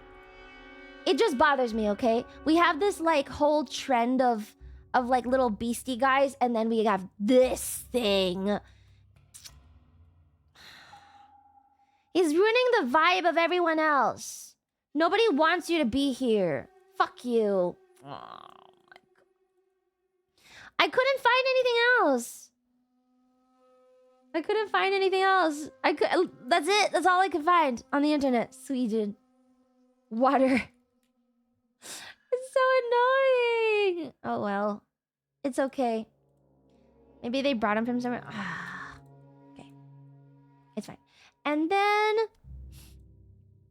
Ryujin. Do we need Ryujin? Ryujin. Japanese. Ukiyo-e. Oh! Ukiyo-e. That's the art style, right? Ukiyo-e. Ah! Nice! Okay, Ryujin is... a dragon and also the sea? A little hard to say. These are kind of messy. That's fine. Okay. Kind of cool. His name means dragon god. Yes, it does. Yes, it does. Very good. Oh. I hate that when it gets too small, I can't move it anymore. Is there JoJo? No JoJo. I have never read JoJo and probably never will. Okay, good. And then... I knew that without Wiki. Everyone knows that Ryu means dragon. I would wager that everyone in every VTuber's chat across every channel and platform knows that Ryu means dragon. It is just one of the most common things to know. I didn't know that. What do you mean? I can still be proud of it. Good job. And agua is water. No, it's fine. I'm having a good day. Okay, do we also need... Let's see. Japanese. Does everyone know Keikaku means plan? I didn't know that, actually. Okay. What about Kano? Oh, Bishamonten. Bishamonten is a Japanese Buddhist deity of war, warriors, and wealth. Ah, this is a Buddhist syncretist thing. Bisamomten is Buddhist syncretism. Oh, okay, okay. So these are the spirity ones, and then we can also have Bisamomten. I mean, we can kind of tell because this one is Raijin or Ryujin, and this one is C. Bisamomten. And just move these over. Okay. And then this. It's like an Evelyn space it. He just Vice Ravana. I know, yeah. So this is. So we have this guy. And he exists because he is related to the first emperor. We're gonna have some syncretists. Bisha Momten. Yes, it is Shogun Total War music. Very good. Syncretist, deity of war. And this is a borrowed from Buddhism guy. Wait, this is borrowed from Buddhism, and he is also called Okuninushi. Wait, you want that? He's important politically? Okay. What is his name again? Vice Ravana. Yeah. Vice Ravana. Good. There's another one besides Bisamonten that is also syncretist, I believe. But still used. I think. Okay. That's that guy. I think we can draw a line. I'm only adding him because I think we can draw a line from him to the... to this guy. It's possible. This guy, maybe. Right? Is Buddhism oddly ironic? No, Buddhism had some martial deities. Or some martial Buddhas. Okay, Okuninushi? That one? Major deity, ruler of the terrestrial world, master of great land. Oh. Okay. God of nation building?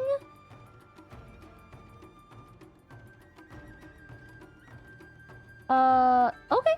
Cool. Okuninushi. 7 lucky gods are syncretist. Yeah. I don't think those are one of the original things that showed up. The 7 lucky gods are so ridiculous. Japan just makes a lot of stuff for fun sometimes, it feels like. Alright, this one is Okuninushi. And he is land nations. Okay. It's kind of a fun one. Okay, anyone else? I can just include all the 7 lucky gods for fun. Do they have anything else? What about Kano? Kano. Or Jurojin. Jurojin is... This guy's Chinese! He's Chinese! What about Kano? God. Japan. Hachima? Kano is another... Apparently this is one of the most popular deities in Japan. This is another syncretist one. Another syncretist. This one might be the same as the Guanyin from China too. Yeah, this one's a Buddha. A Bodhisattva, not a Buddha. Chinese Buddhist mercy goddess. I mean, it's worth it for the schizo line if we get to draw a schizo line. Okay. Let's move Okuninushi. You know what? I'm gonna make Okuninushi sit over here and then just move these over again because I feel like the syncretist ones should all be separated out. They don't get to sit with the original ones. Oh my god. Go away. Oh my god. It's getting worse. Okay. You sit over there. I'll just click them one by one. I don't know why I made these text boxes so big. Okay. And then you can go here. And then you go here. It's not... Doesn't match. Okay, good. The invaders. They kind of are... Ah! I this cup, I think. I think the cup has to move. Jesus. That's twice in one stream. What's wrong with you today? I don't know. I woke up a little tired. Look, some days you can just be a little bit off. It happens. Pretending like Chad has never had an off day. How could you? Canon. Okay. Canon is Bodhisattva of Mercy. Not once. I have never had a bad day ever, Kaneko Lumi. It's only you. Okay. I guess I really am not like other girls then. I've truly, it is just me that has bad days ever. Oh. Fucking chat. Alright. Bodhisattva of Mercy. They're all bots in chat. Probably. Alright. And then this one goes here. Okay. Any other... What was the other syncretist one? Oh, might as well fire off my special interest to get it out of the way. Okay. There is a schizo line between Raijin and Zeus through syncretism. Okay. Both in different cultures as manifestations of Avarapani, thunder-welding guardian of Buddha. Sometimes it's Hercules with a club and lion skin. Or a deified Alexander. Otherwise the IRL dynasties and such are outside of the scope of Myth Saturdays. There would be more study, but unfortunately most of the archaeology is in Afghanistan. Okay, I think there is not a schizo line between Raijin and Zeus, because Raijin is not a father god. I think that Zeus actually, he is the god of thunder, yes, and that is important to his identity. But I actually think his central defining feature is that he is a, like, father kind of figure. He is like the head god. And Raijin is not a head god. You would actually draw the line between Zeus and Izanagi instead. Name 3 gods he fathered. Athena. I'm not looking, see. Athena.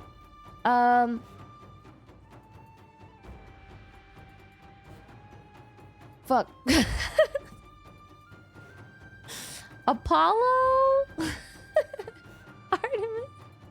Was it Apollo? Ares.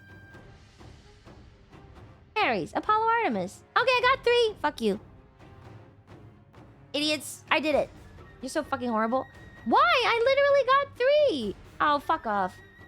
Alright. There was one more I was missing from the Japan. Someone said it and I can't remember what it was. Susanoo is a storm god that killed the giant snake, but it's not related to Indo-European. I think the Japanese are very separate. The giant snake is usually like lightning hits the water off the coast and then you look at it and you're like, ah, the sky defeated the ocean. You know? Whole special interest stream was a failure. She couldn't even remember the most famous mythology. I literally did! We're missing at least 8 million more. We're not doing all of them.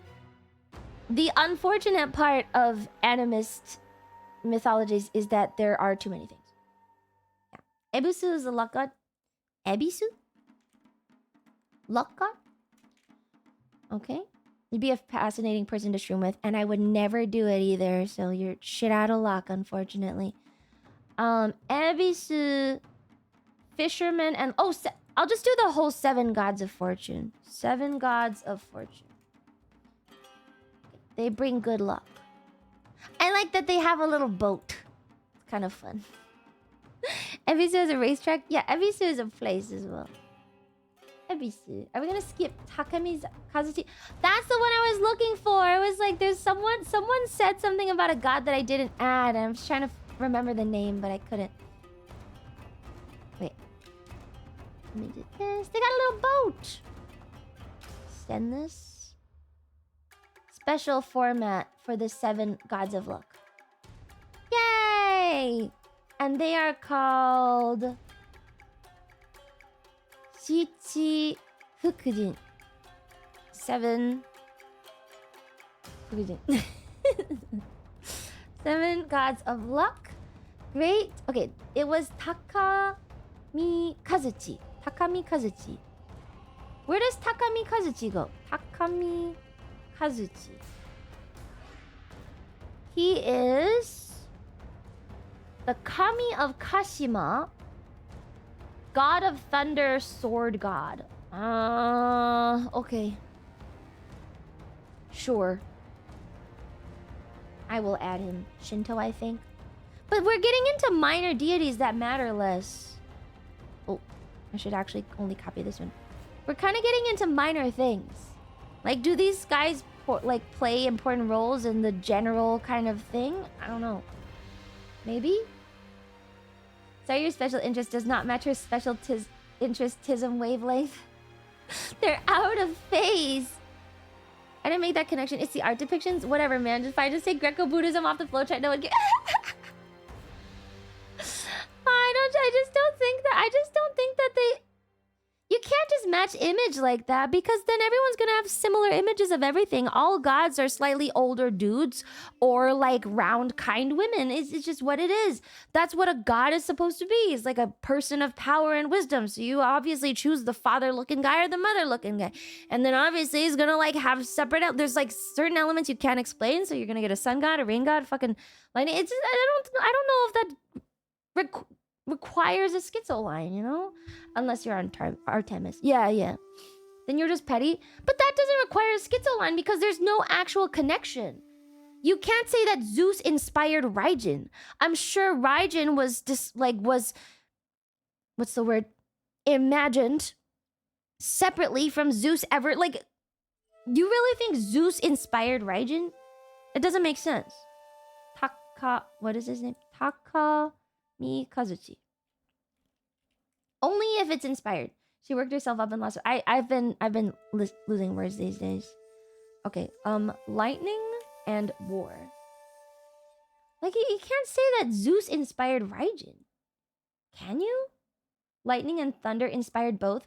The schizo line is only when they have a shared ancestor, not a shared element. There are the same elements in every mythos. It's only when there's a direct inspiration line that might have traveled over. Fine, man, whatever. But that's how it is. Otherwise, why does it get a schizo line? I see a tree, you see a tree. We both imagine that the tree has a spirit. That doesn't mean that I inspired you.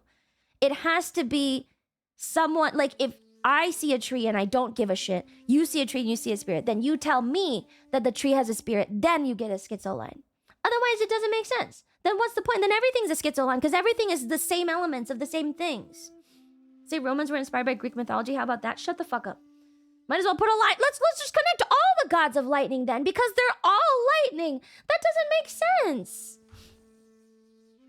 You start telling people trees might have spirits. Then what's the point of making anything? Then the schizo lines don't even matter. They have to be based on something.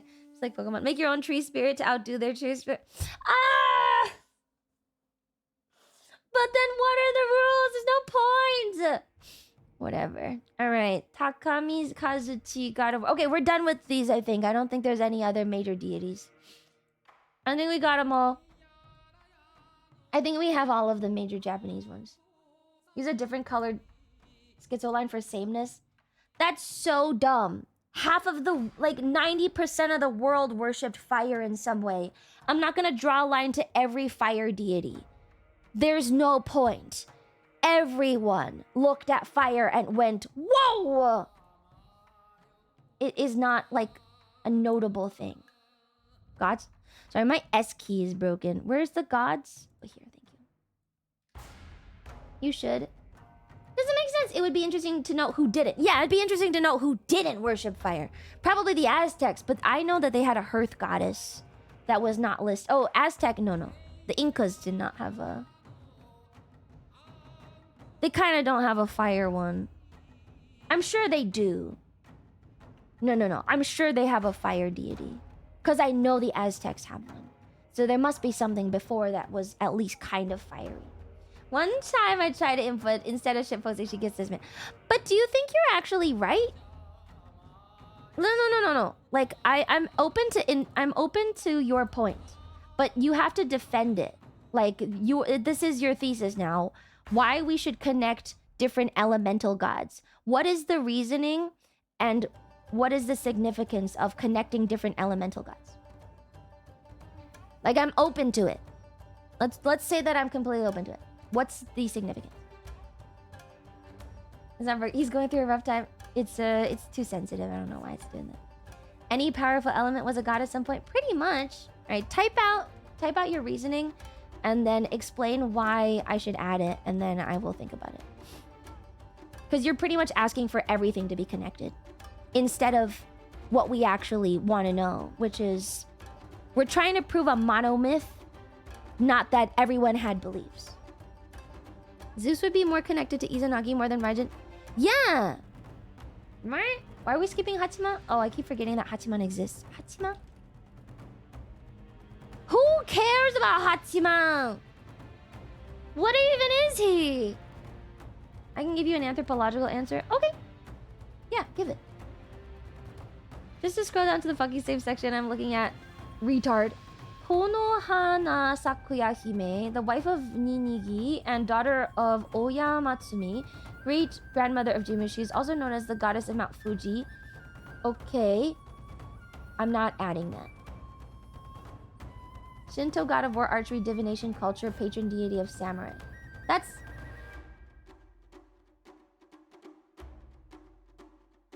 Oh, fine. Okay, fine. Fine. You know what? I'm gonna move... I think Oku... I'm gonna move Ame no Uzume up. I need more space. I'm running out of space. Ame no Uzume can be here then. And then we can put Hatsima here. Fine. Oh my god. Oh my god, everything's selected and nothing is at the same time. Patron deity of samurai does sound kind of important. Maybe. Only if he features in myths, though. It's like if I pray to this specific shrine, do I have to add it? Probably not. Okay. Hatsuma? Archery. Archery. Culture. Sure. Divination. Is the purpose of the line the monomyth or just similarities that don't connect to a single common source? The schizo lines are the monomyth. I started this whole thing because I wanted to know if there was like a singular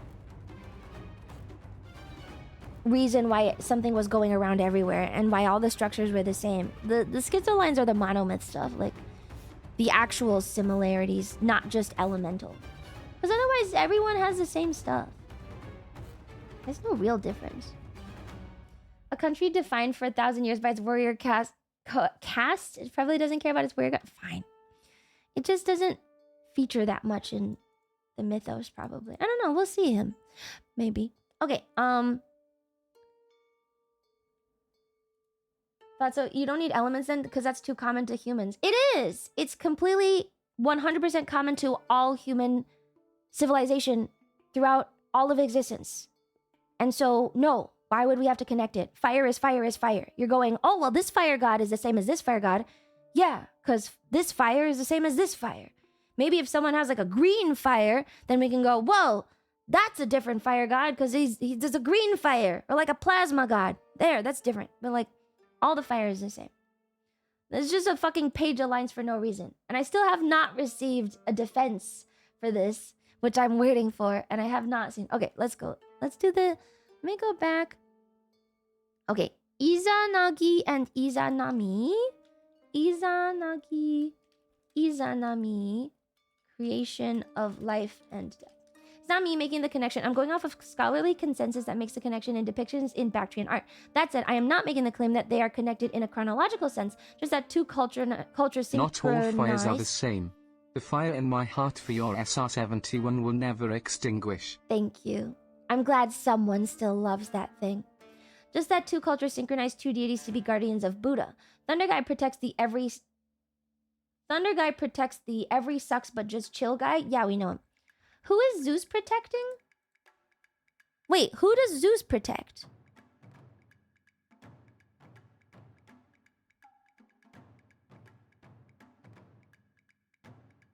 Everyone from the Titans.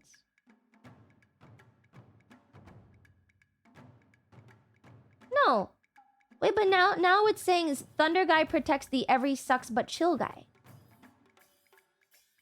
Who does he protect in this Buddha in Greco-Buddhist art? Oh. Oh, okay. You're saying in specific Greco-Buddhist... Okay, in Greco-Buddhist art, Zeus protects Buddha specifically. I think you may have forgotten to mention that at the beginning. You only said it at the end, actually. Bingo, when you said that... When you said it, you said...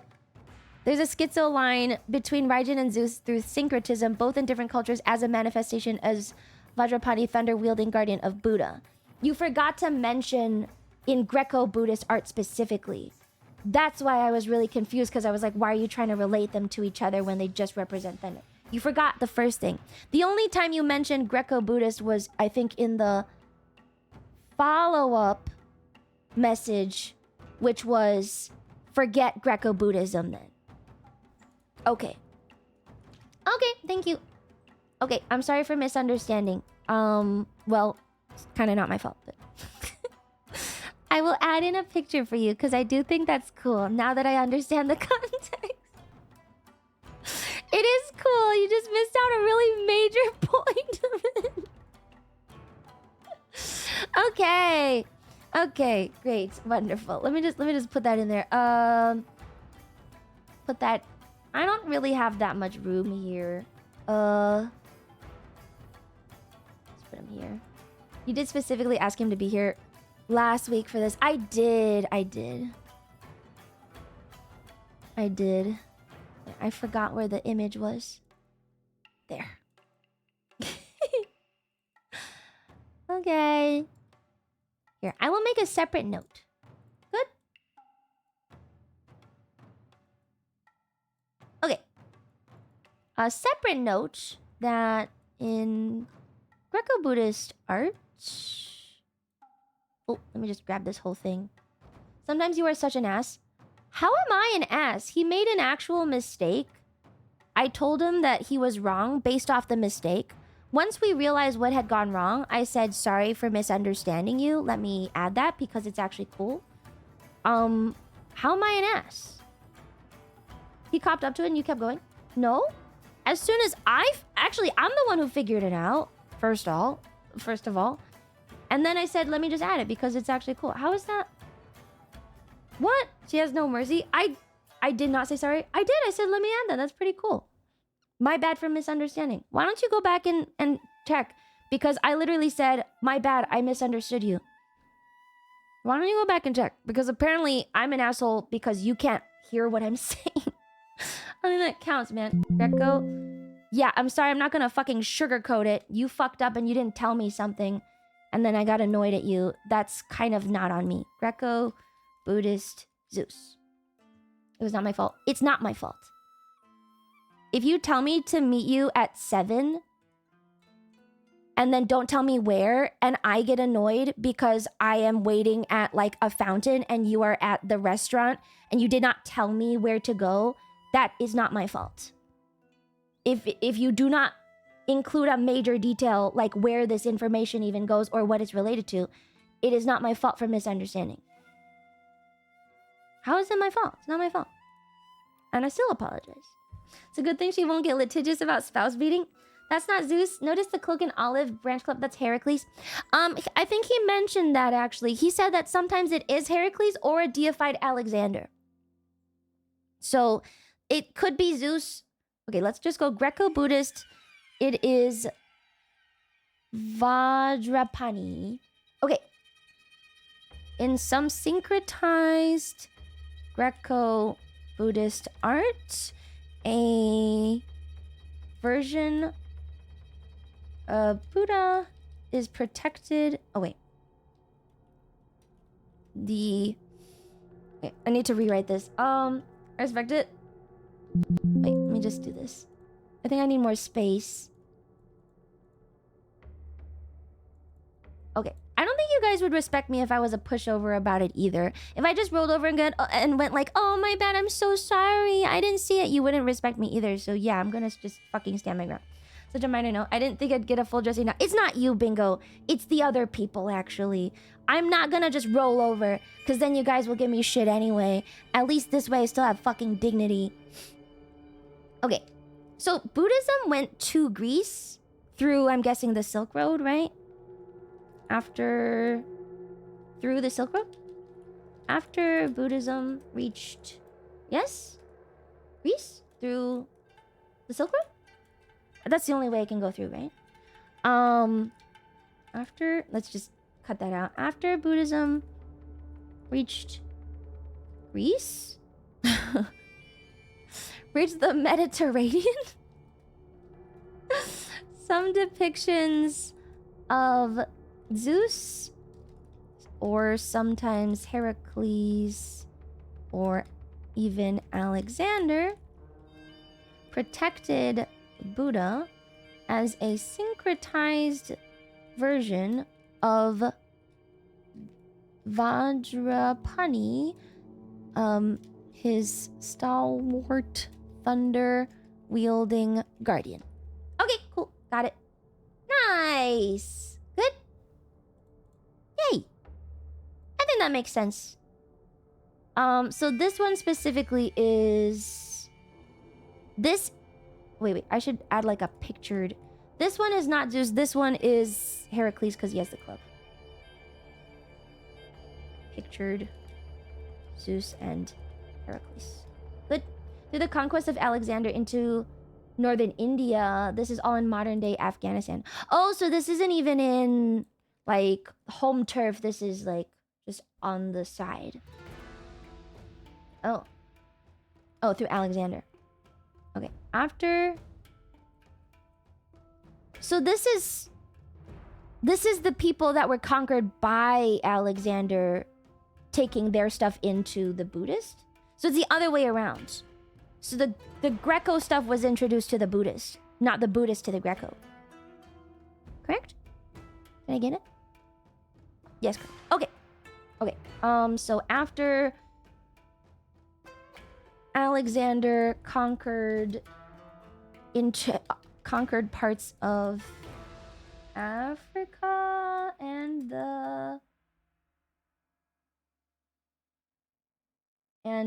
India, northern India, some depictions of Zeus or sometimes Heracles or Alexander protected Buddha as a synchronized version of Vajrapani, his thunder-wielding guardian. Okay. So west to east, not east to west. Got it. Cool. Thank you for explaining after I was mean. Okay, back to Izanami. Okay, on this one, I'll just fucking type it as is. Good tangent. Yeah, we were kind of looking for that last time anyway, so I'm glad that we actually got to it. Any of you guys actually find the whole Annis bit funny, or was it just to hype up the vibe? I thought it was funny. What, are you dead inside or something? Zero whimsy. Okay, I'm just typing it exactly like Light Monk said. After creating the 8 large islands, Izanagi and Izanami gave birth to the other major kami. Kagutsuchi, after Kagutsuchi, fire, was born, Izanami... Oh, wait. During Kagutsuchi's birth, Izanami died. Oh, no. Izanagi died. Izanami died. Okay, prompting Izanagi to go to Hell Yomi to retrieve her. Unfortunately... Oh, yeah, and then Izanagi kills him. Okay, prompting Izanagi to immediately kill Kagutsuchi. So how does Kagutsuchi become a god if he's dead? Unfortunately, Izanami has become a maggot-ridden, infested corpse.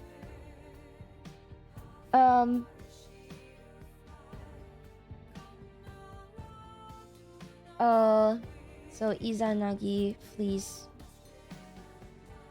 back to the surface. Yeah. Yeah? Will there be a hidden door in the stream? No. This could be a schizo line. Not really, though. Usually the husband dies and the wife puts them back together. Not the wife dies and the husband has to get her. Okay. And then...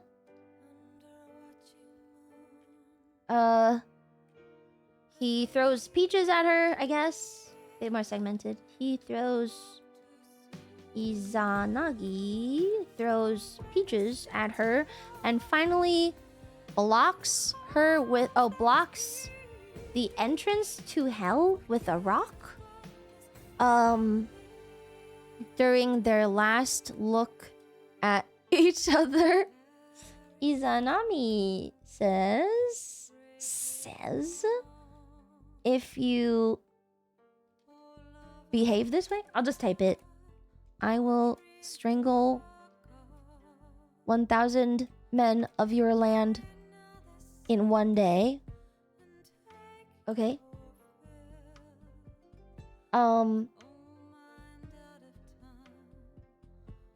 Izanagi replies, if you do this, I will set up... What's a parturition house? What's a parturition house? What is this word? I don't know this one. What's a parturition house? Parturition. I really gotta fix my keyboard. Oh, birthing. Okay. Thanks. I will... There's too many... At this point, like, you can just see the casual, like... like, breaking of my keyboard from the start of this stream to the start of Myth stuff to now. Because now there's probably gonna be, like, a billion typos everywhere just from my fucking broken-ass keyboard. Parturition houses. 1,000? One... So that 1,000 will die and will be born every day. Oh my god, not 15,000. Yeah. I was enjoying BGM. That's fine. This, I think, is the... Oh. No, we're still on it. Okay. Great. This establishes the cycle of life and death in humans. Good. Good. Okay. End quote. End quote. Okay. Is that all we need to know for them? Did they create humans or anything? Any note on created humans? Izanagi and Izanami created humans? Not exactly, since that is seasons. I don't know if that's seasons. They forged the archipelago. They did not create humans. No, it's just a cycle of life and death. I think humans are just kind of there. Yeah, humans just seem kind of there. They came with the land. Okay. Okay, good. Major Japanese myth. Double space at if you behave. If you behave. How do you even see these things? Probably one there. And there's one there. My double spacing! It's also bad because I type kind of fast and I don't really notice things. Touch typing, you know? You win? No, not yet. We're still trying to win.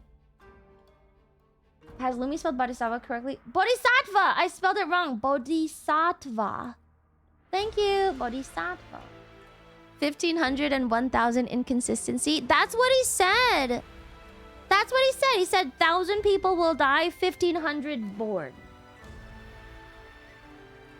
That's what it said. I don't make the rules. That's just what it says. Okay, let's see. Next one. There's also Yomi. There's the sun, the moon, and the storm. Oh, the purification thing.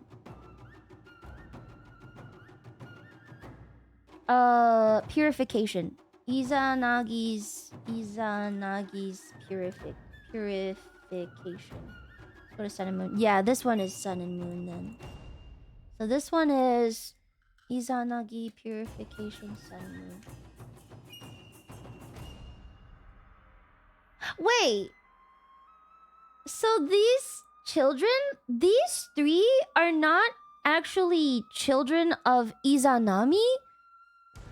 They are only children of Izanagi? Oh. So this line is wrong.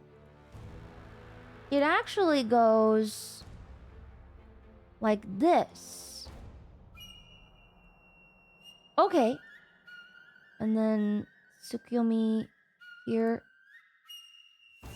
Oh, and then from their union, we only got one, which was Kagutsuchi. This guy. Oh. And the islands, I guess. So all of the people. I considered her children due to the actions leading to their birth. Okay, I mean, they're still married, so it's fine, but... Okay, interesting. Oh, he was contaminated by his wife. So they're kind of related. Okay, let's see. The story... Okay, so Izanagi is contaminated after seeing his wife in hell.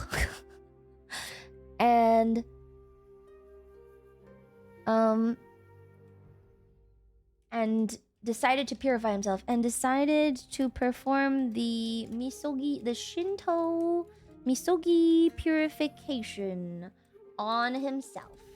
Okay, he changes the reality to your will, but then your eye closes forever.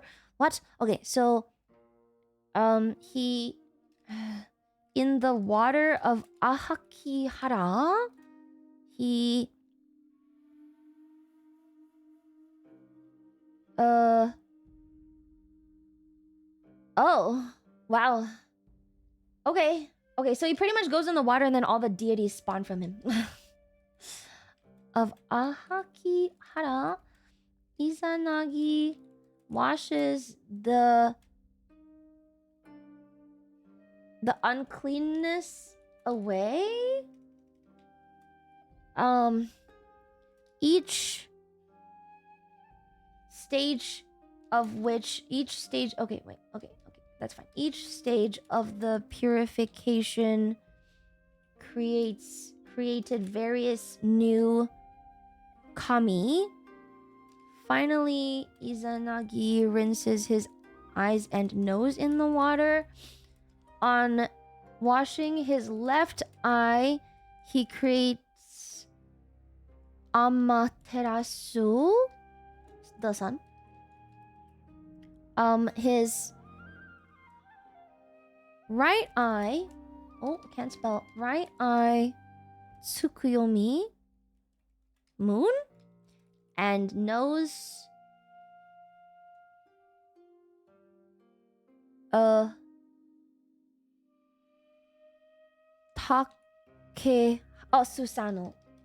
Susanoo storms.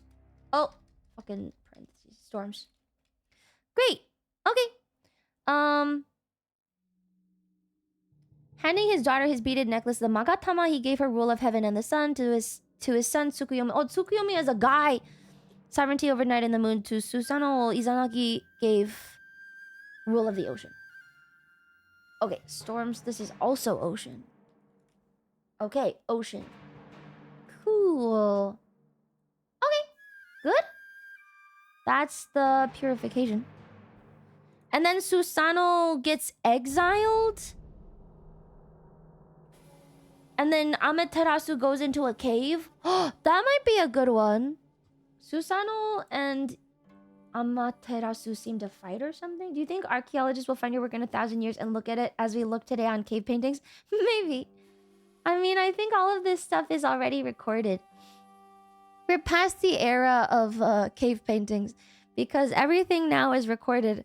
And I'm sure there are much better researchers than me doing the same work, but better. But maybe a little bit less broad. And so maybe someday someone will find my thing and then be like, oh, well, I can connect it to all these other things that are better. And I'll just be like a nice framework or something. That would be cool. But probably not. I'm sure someone's done the work better. Lots of people have done the work better. Neil Gaiman's probably done it. A lot less fun for them to research us. I don't know a single unified work that seems to combine everything like you. Yeah, I don't know. Maybe. I'm sure there is, though. Nothing is original anymore. Alright, so let me just make a note. So Susano's rebellion and exile. Tsukuyomi kills another god. I can't remember which one, and that pisses off Amaterasu. So they separate. Oh.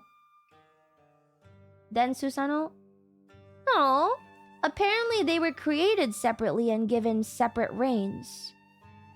I don't know if they had to be separated. Okay, Amaterasu and the cave. Some college student 50 years from now will cite this chart on a project and get points deducted. No! I'm worse than Wikipedia. Alright, I think we'll just leave this here. Yeah, it seems like there was some sort of dark event where Susano did something, made everything bad, and then Amaterasu goes in a cave, which sounds like something erupted on the other side of the world, and then there were a lot of storms for a while, and the sun went away and was maybe blocked. Wow, where have we heard this before? Now, this is a schizo line. They will use ChatGPT, and ChatGPT will use this stream as reference. Oh, I will post this whole chart, so maybe ChatGPT will use it one day. Yeah. It's the Eclipse story again. Eclipse story! We got another one! Yay! No Chinese Eclipse story, huh? Not really. Not really one of these. Showing VOD in future classroom. No!